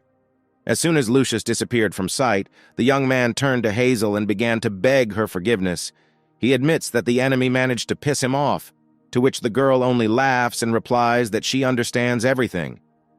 She thanks Seraphim once again for helping her, and now she doesn't even know how to repay him, or maybe he can become her real boyfriend. The young man laughs in response and asks the girl not to be stupid. Their awkward situation was resolved by a call. It turned out that the director of the television station was calling Seraphim. He quickly said goodbye to Hazel and made fun of them to leave here as soon as possible. Seeing how quickly Seraphim left, Miss Grace felt a sense of sadness in herself. She was even afraid to ask herself whether she liked the young man. Already in the television station building, the head apologized to Mr. Clive for forcing him to come so urgently. Seraphim, on the contrary, is grateful to his call because it helped him escape. He would be in trouble if Liana found out that Hazel was molesting him. Entering the office, the young man noticed that all the participants had already gathered. Dave noted that Mr. Clive was the last to arrive again. Seraphim laughs and asks him to understand. He is a freshman. He has so many classes that it is difficult to find free time. The other participants looked at him in surprise. They even managed to forget that he was only a first-year student. The head finally tells why he gathered them all here today. It turns out that to break the news, they invited 2 academicians to prepare them for the international tournament. Seraphim is surprised. He thought that this was just an entertainment show. Why go to such trouble with calling academicians? The director explains that 2 days ago, a couple of foreign participants contacted them and offered to play along in the tournament. Dave thinks it's strange that last year they weren't so confident, and now suddenly they're offering to give in to them. But the head corrects him. They did not offer to give in. On the contrary, they demanded money and promised that they would concede victory to them. Dissatisfied screams from the participants immediately began to be heard in the room. They did not understand what was wrong with these foreigners. The head admits that they did not know what was being planned against them, so they decided to refuse their offer, but immediately after that they dissolved the international company. Now they claim that they tried to bribe them to fake the results of the tournament, and of course they allegedly refused them. Right now the media is engaged in malicious speculation by spreading slander and calling them academic scammers. This is an extraordinary situation. Many countries have turned against them. One might say the nature of the tournament has changed. They must win. Losing is unacceptable. At the same time, Seraphim received a new mission, called Science Without Borders. He needs to prove to the world that science is pure, conspiracy and fraud are unacceptable. The chapter introduces participants to the same academicians from the Thai Academy of Sciences, who will now be responsible for their preparation. Academician Josh speaks first. He says that they are all the pride of their country, and quite possibly the greatest representatives of the human race. But it is stipulated that even top-notch athletes with the help of professional coaches can improve their results. This is a team competition, and the focus of abilities varies from competition to competition. Therefore, he must test their abilities of memory, calculation, observation, as well as experience and intuition, after which they will determine the order in which they will perform. It will depend on the strength of each participant. The preparation will take them about a week, so he advises everyone to work hard and do everything possible to bring victory to their country. As soon as these speeches stopped, the participants decided that they were already free and went home. The director didn't understand this. Wasn't it said that the preparation would last a week? Why did they all run away on the first day? Josh notes that there is no need to be here all the time, and also wants to say that he does not believe that they finally have an all-round genius. This time they will definitely win. A week later, standing at the airport, Seraphim said goodbye to Liana. The girl was excited and wanted her boyfriend to give it his all. The companion reassured her and promised that he would not lose. A warning sounded that boarding for his flight had already begun. Seraphim hurried to take his seat and finally told her to be confident in him. He is the most powerful genius.